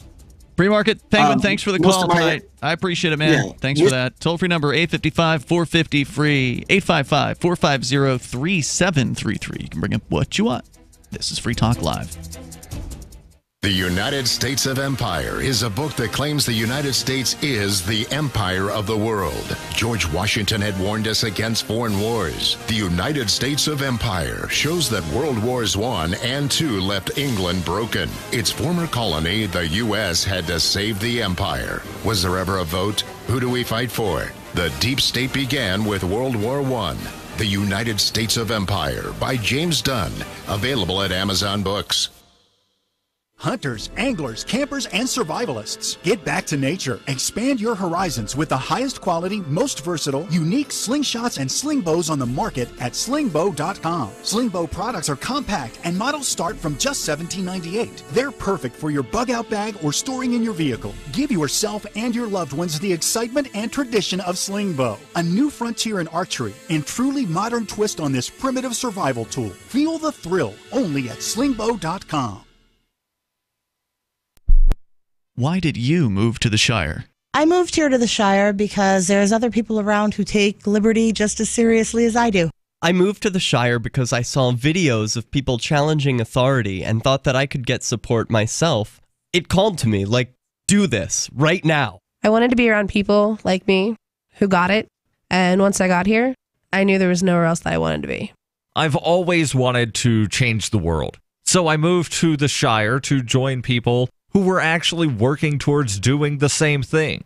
The people here are awesome, loving, and positive. It was for the adventure and for the feeling of something important is happening here, and I just wanted to come to sort of be part of that. Visit ShireSociety.com to read and sign the Shire Society Declaration and learn the reasons why, if you love liberty, you should immigrate to the Shire. Plus, connect with others via the forum at ShireSociety.com. That's ShireSociety.com. Should you be able to earn an honest living free from senseless government interference? The Institute for Justice thinks so.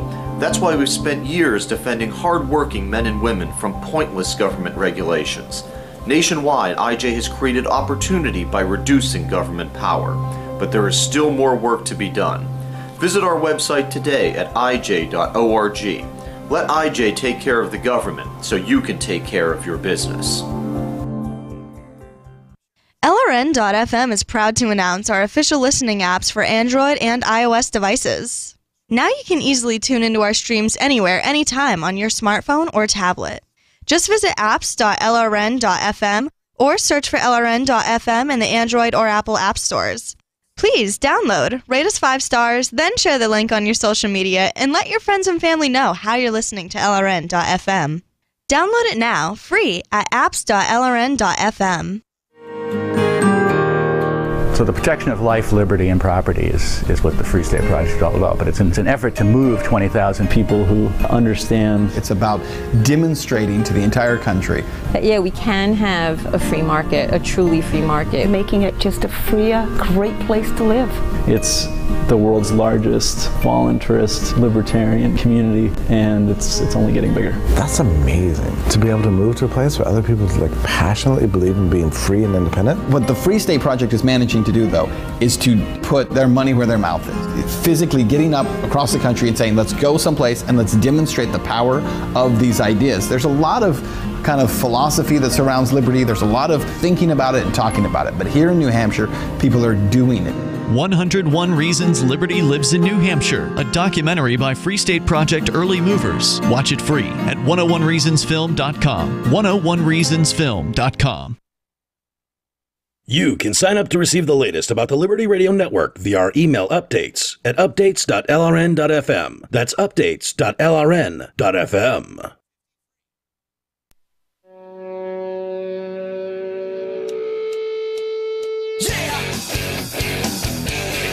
Hey, it's Free Talk Live. You can dial in toll-free and join us here on the live Sunday edition of the show. Our number is 855-450-FREE. That's 855-450-3733. We also have an email list. Yes, I know, email's old, but you know what? It actually gets to where it's going to, unlike some of these social networking sites. Yeah, the consultants still say build your email list. Because you control it. Right. Go to our email list. You can go to freetalklive.com. There's an email sign-up box right there toward the center of the page near the top of the site. You'll see it at freetalklive.com. As we continue here, Ian, Richie, and Mark in the studio, let's go to more of your calls and thoughts. David is in New Mexico. And David, you're on Free Talk Live. Go ahead. Yeah, imagine that. A guy named Zuckerberg wanting to control the behavior of everyone in the world. Uh-oh. I'm not sure what you're getting at. Aren't you? Well, I'm just commenting on what I heard while I was on hold. You're talking about Mark Zuckerberg wanting to control the world, basically. He wants regulations here in the U.S. and guaranteed he wants them elsewhere in the world. He's probably already gotten more regulations other places in the world than he's gotten here in the United States that he's wanted. Well, call me a Pollyanna on this one. I don't think Zuckerberg actually wants this regulation. I think somebody got to him and said, "Really? Look, Mark, this will benefit us because we are the market maker in this particular sphere." The consultants. If he wanted regulation, he would have been advocating for regulation for some time now. He's only recently come out in favor of it. And he realizes, A, regulation's coming. B, do I want to be in charge of writing that regulation or don't I? And if he wants to be, then, fight it as long as you want. But this is what happened with Amazon, too. Amazon was against, I think it was the sales tax thing until they were for it, at which point, they get to say or whatever. At one time, it was too difficult for them to monitor the sales tax in every place they shipped, until they became big enough to actually make that feasible. And then all of a sudden it's like, oh yeah, we can do it now. So now block everybody else. Right. Well, we the peons really never know what they're doing or what they want, whether they're being straight or they're playing us. And every science fiction writer that's ever lived and wrote wrote on all of these subjects repeatedly. And they didn't do it just to entertain us. They did it to be able to speak out on what they saw going on or they speculated was going on without being exercised from society by saying it straight out. The only way they were allowed to say it and get away with it and make money off of it at the same time was to create the science fiction that they've created, saying all these things that we're now saying straight out. You're talking about dystopian novels like 1984, Brave New World, these sorts of things? Yeah. Yeah, all of them. Yeah, all of the science fiction writers, almost every single one of them have, when they were writing some entertainment, it actually was, in reality, it was more nonfiction criticism that disguised as entertainment than it was anything else, and they were correct. So yeah, I don't know what, to answer your question, I don't know what Zuckerberg and all the rest of them are up to because they don't call us up and tell us. And sometimes they act straight out because they didn't think in time to do double speak. When they think in time and they're on top of it, they don't speak straight out. They do double speak and manipulation. So who knows? So basically, you just need to assume that all of them are out to get you all of the time and try to be one step ahead of them. Otherwise, they will get you. Well, historically, they go against regulation while they're in a building phase until they get big enough.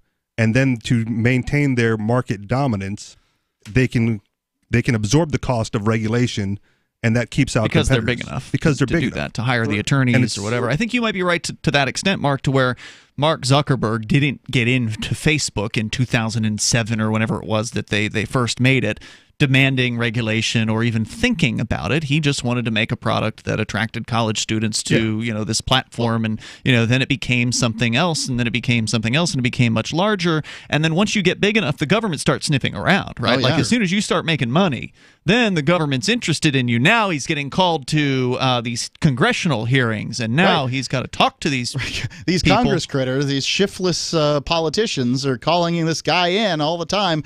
He's got things he wants to do. And disgruntled consumers and the whole delete Facebook movement. And he's not a libertarian. He's a statist, right? So like he dutifully shows up and he, puts on his suit and he sits in front of these people and he gives the best answers that he can. And I think you're right. At some point they realize, well, we better be a part of this rather than try to array ourselves against it. If he didn't go, it doesn't matter whether he's a principled voluntarist. If he didn't go, then the jobs of all his employees, the people he's actually responsible to, are now at risk by these politicians. So he has to go. He has to answer these questions. No, he doesn't. The politicians would be vindictive as well. Sure, they would. If he doesn't show up, then well, Ian doesn't care about these people's lives. No, politicians? No, I don't care about politicians. No, I'm talking about the employees of Facebook. These people, they have children, they have lives, they have car payments, they have house payments, they love each other, and they do not give a flying flip at a rolling donut what you think about freedom. They don't care. Not my problem. Right. Well, that's how Zuckerberg feels about your definitions. Screw Ian. If he ever heard your name, what definitions are we talking about here? You being all worried about whether Mark Zuckerberg is principled for going. I'm not worried about anything. Testifying in front of Congress. I'm sorry. Did you think I was worried about something? If I had to go testify in front of Congress in order to keep Free Talk Live afloat, I would. I don't think anyone would fault you for that. Yeah. I don't see why I got better things to do than talk to a bunch of scum. Well, really, when the cops come knock on the door, though, you'll go out and chit-chat with them, and give them all the information they need, and then they lock you up. No, that's generally not true. That happened. The real question, Mark, is would you abuse your fellow citizens to keep your company afloat? Look, I'm not even sitting in a position. I can't judge Zuckerberg because I'm not sitting in his position. I think he's wrong, and so I'll judge him in so much as that. But, he's just doing what every other company does. That doesn't make it, it doesn't make him fantastically evil. It just makes him normal. It makes him typical. Yeah. Typical statist running a big company. Well, it's also why activism doesn't pay and business does. Right. You can be principled and broke, or you can, compromise whatever principles you may have and become a billionaire. And you made the argument that smaller is better. Who made that argument? Mark did unintentionally. How so? Inadvertently. I tend to think that, but please, how so? Because when the recurring theme seems to be as these small ventures discover success and get big, then there's all kinds of abuse created as a result of their existence in a large state, whereas smaller entities don't have that ability to abuse the general society like the large entities do. And also smaller companies don't seem to be just naturally abusive, whereas large entities, as soon as, just by virtue of being large, it seems like they become abusive. It sure does seem that way. Yeah. So eliminate the state, right, and the system of abuse, and the large companies will have to provide services to their customers just like the small companies do, because they can't rely on that heavy hand of government to protect them. Right. The large companies would have to be more competitive because they wouldn't be enshrined in the law. Yeah, and I don't think they would be able to survive that way. Or be as large as they are. The economy of scale at some point, reaches a second break-even point where, then it no longer makes sense to be quite so large. We've seen the inefficiencies of large systems, and it's anybody that's worked for a big corporate giant has seen it in real life. And Clear Channel was pretty efficient in the way that they ran.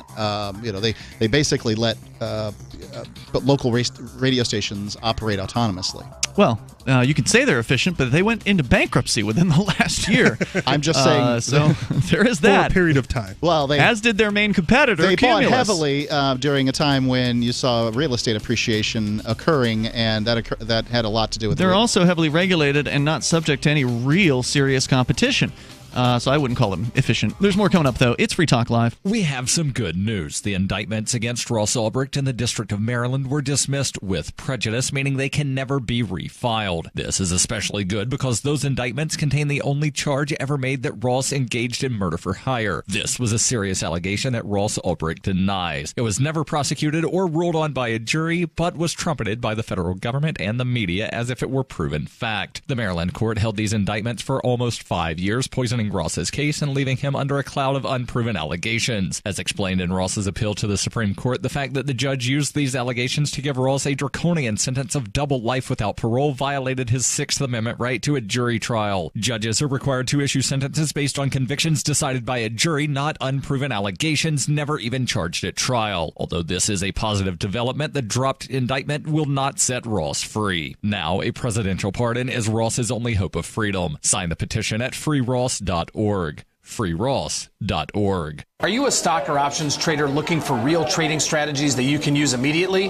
Hi, my name is Scott Bauer, CEO of Prosper Trading Academy, and I'm on a mission to become the #1 options coach in America. I'm a former vice president at Goldman Sachs. I have over 25 years of options trading experience, and right now I'm giving away my most famous options guide with over 20 unique options strategies that I use every day for free. You can't buy this guide anywhere. To claim your free options trading guide, simply call 855-844-9702 now and mention my name, Scott Bauer, and we will rush you the guide. Call 855-844-9702 and someone from my options team will help you get this guide in your inbox as quickly as possible. Call 855-844-9702 now and start learning to trade the right way. Simply call 855-844-9702. Prosper with options. Stocks and options trading involves financial risk and is not suitable for all investors. If you're looking for work, the person you are applying to may be even more nervous than you are. And the way things are now, your references have never been more important. Here are 3 tips. First, know that employers are checking. Every hire is under the microscope these days. Second, they won't just be checking references you provide. Figure that all of your ex-employers will get a call and be asked, would you hire him or her again? Third, assume you will be Googled. So before you apply, remove all those party animal photos from your Facebook page.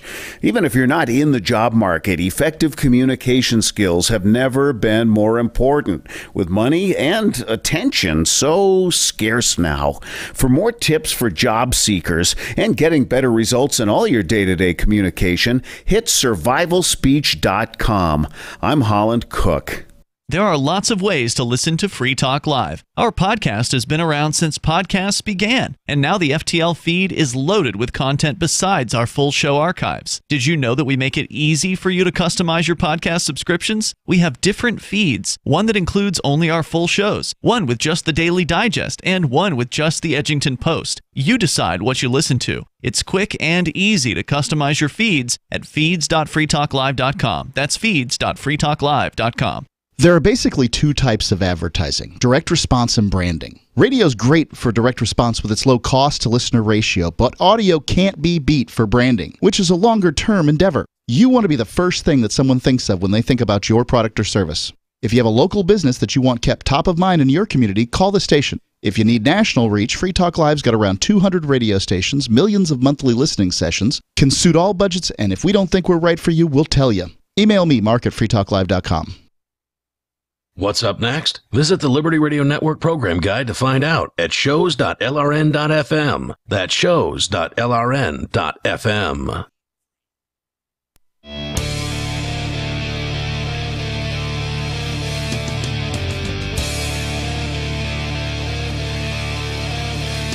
It's Free Talk Live. Moments remain. Enough time for you if you want to join us here. Our number is 855-450-FREE like freedom. It's 855-450-3733. We do have the Discord on-air call-in line rooms, and they're open and available to you over at discord.lrn.fm. Hop on into any one of those anytime you want because they're open 24/7. I mean, you don't want to hop into the call-in rooms if we're not here, but you can hop into Discord anytime, and there's usually people hanging out in there talking about stuff. go to discord.lrn.fm. It's one of the myriad of free features that you can find on our website. freetalklive.com is the main site for this show. It's Ian, Richie, Rich, and Mark in the studio here. And as I mentioned earlier, Rich, you've got your own show. And it's The Anarchist Experience. At anarchistexperience.com. It is a weekly program where you and your co-host. Yep, he's back. So we were talking. And he's from Hawaii too? He is from Missouri.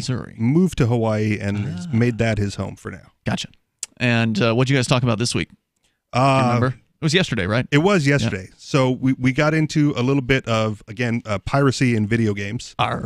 Yeah, because I've been doing a lot of like retro gaming. Yeah. And I came across like a tweet where there was an emulator for the original Nintendo that's a really old emulator, and this guy like found the source code and released it into the wild. Mm-hmm. And there was a lot of backlash from him from releasing the source code by the retro community, going like, you got to respect the original developer's intent, and he didn't want it released as open source.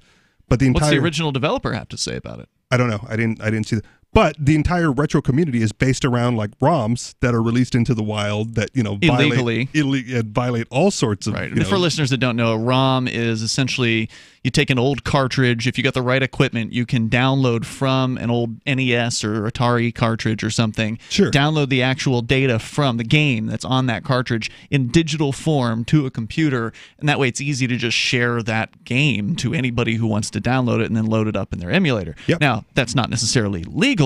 But, it's almost guaranteed not legal. But you don't ever hear of any prosecutions in this area. I've never heard of it. Right. Anybody being prosecuted for this. Yeah, I can't imagine that anybody's gonna, go on eBay right now and type in Super or SNES Classic or NES Classic, and you will see.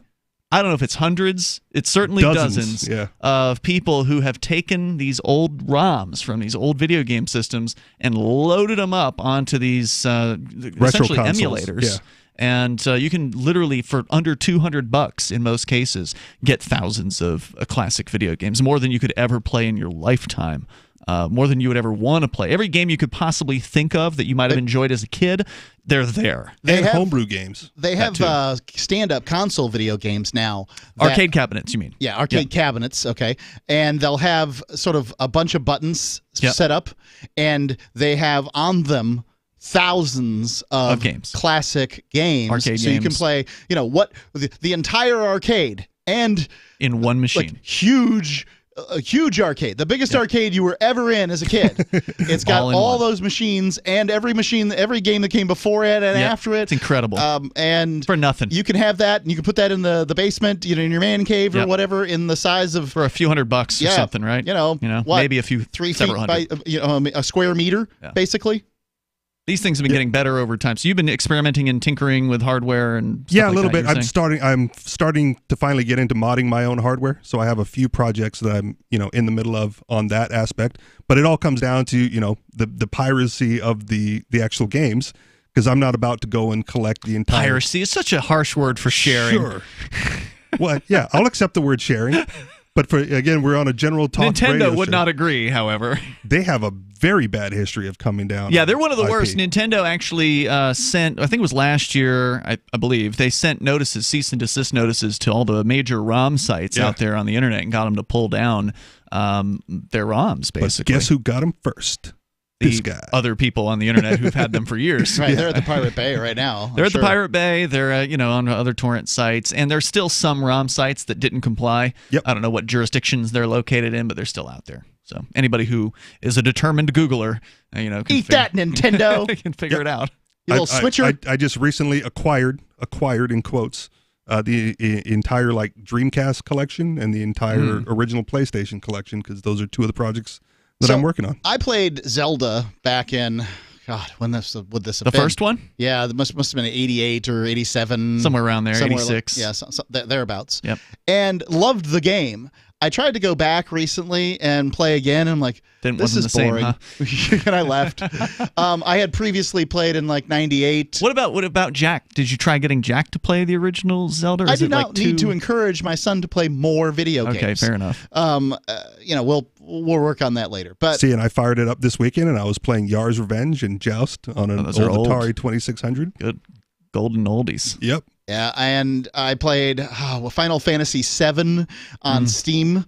I bought that, and I never even finished it because it's like, well, this was really, really, really awesome. Yeah. 20 years ago when I played it.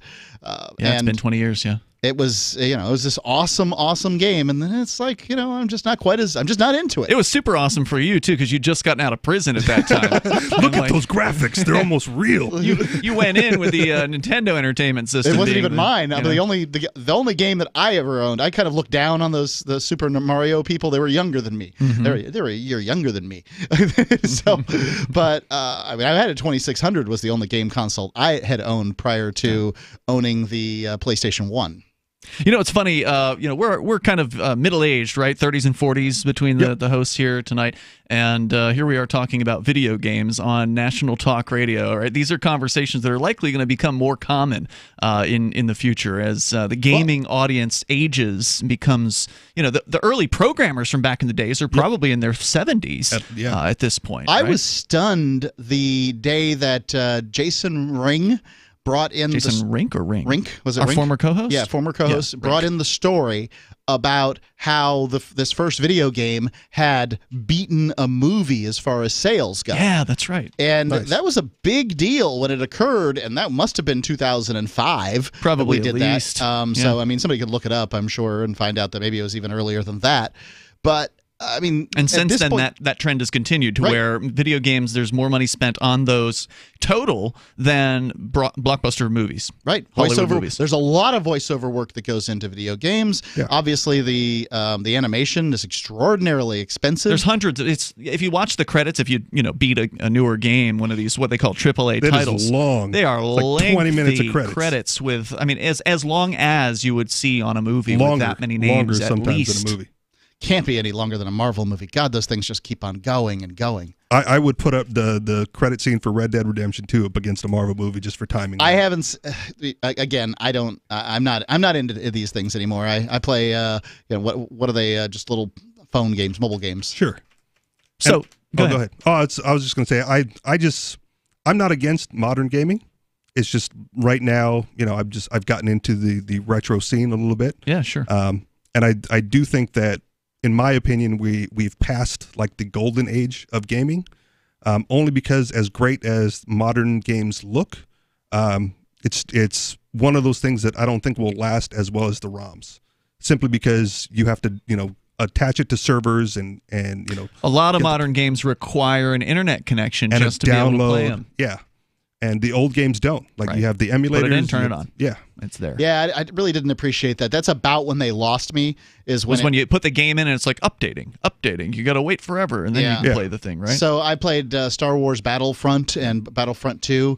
And they always wanted you to log on and do it against other people. And I'd considered the notion, but I just... That way those 14-year-olds can pwn you. Right. Because they're in there 7 hours a day. Boom! And there's nothing wrong with multiplayer games. But if you have to log on to the internet and download more software...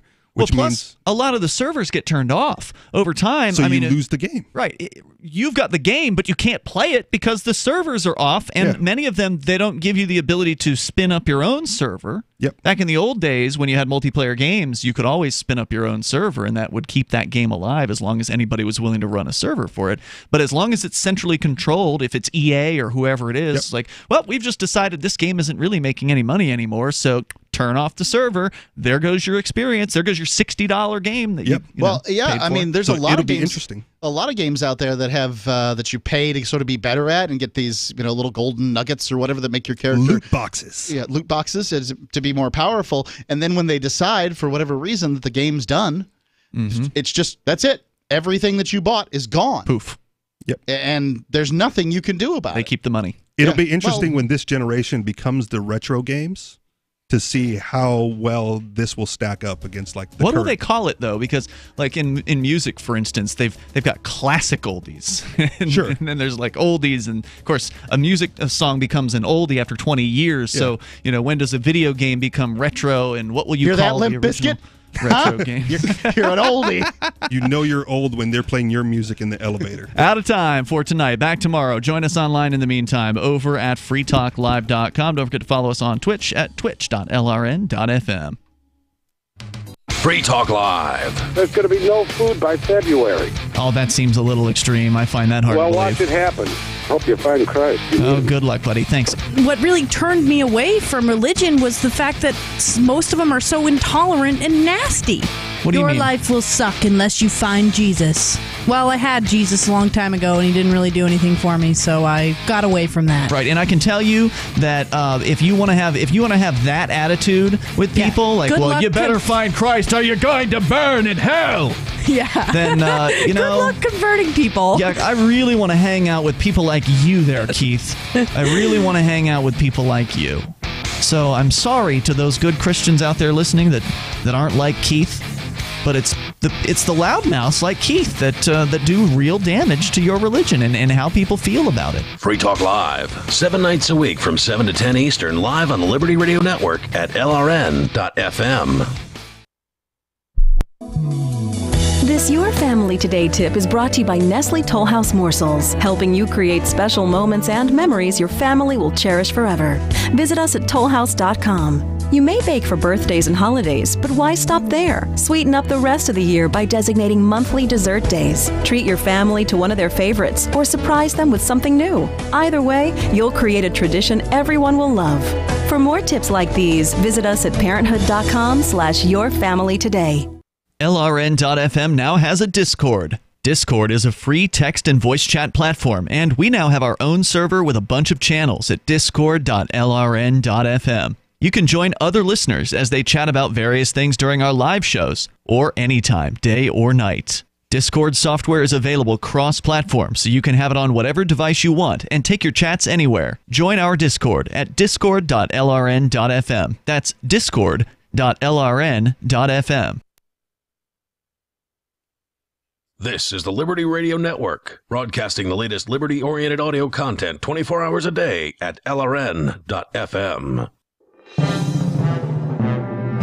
This is the Liberty Beat, your source for Liberty news and activist updates. Produced in partnership with SNLS News and listeners like you. Online at libertybeat.news and snls.news. I'm Mick Murrow with your weekend edition of the Liberty Beat for the week ending March 29th, 2019. Gold is trading around $1,296, silver at $15.10, and Bitcoin is trading around $4,081. Today's prices are brought to you by InnoScale. Take off with Managed Cloud. Looking for a safe, secure way to store your important files online? Let InnoScale handle it for you. Their high-availability cloud servers are the perfect solution for clients needing one or more secure, scalable servers with built-in hardware failover protection. For details, see them online at InnoScale.net. In the news, Brian McCormick is the executive director of the Columbia County Sanctuary Movement, which has led him on a journey of learning immigration law. The journey came to a head earlier this month when McCormick was filmed thwarting an immigration and customs enforcement officer's attempts to circumvent the Constitution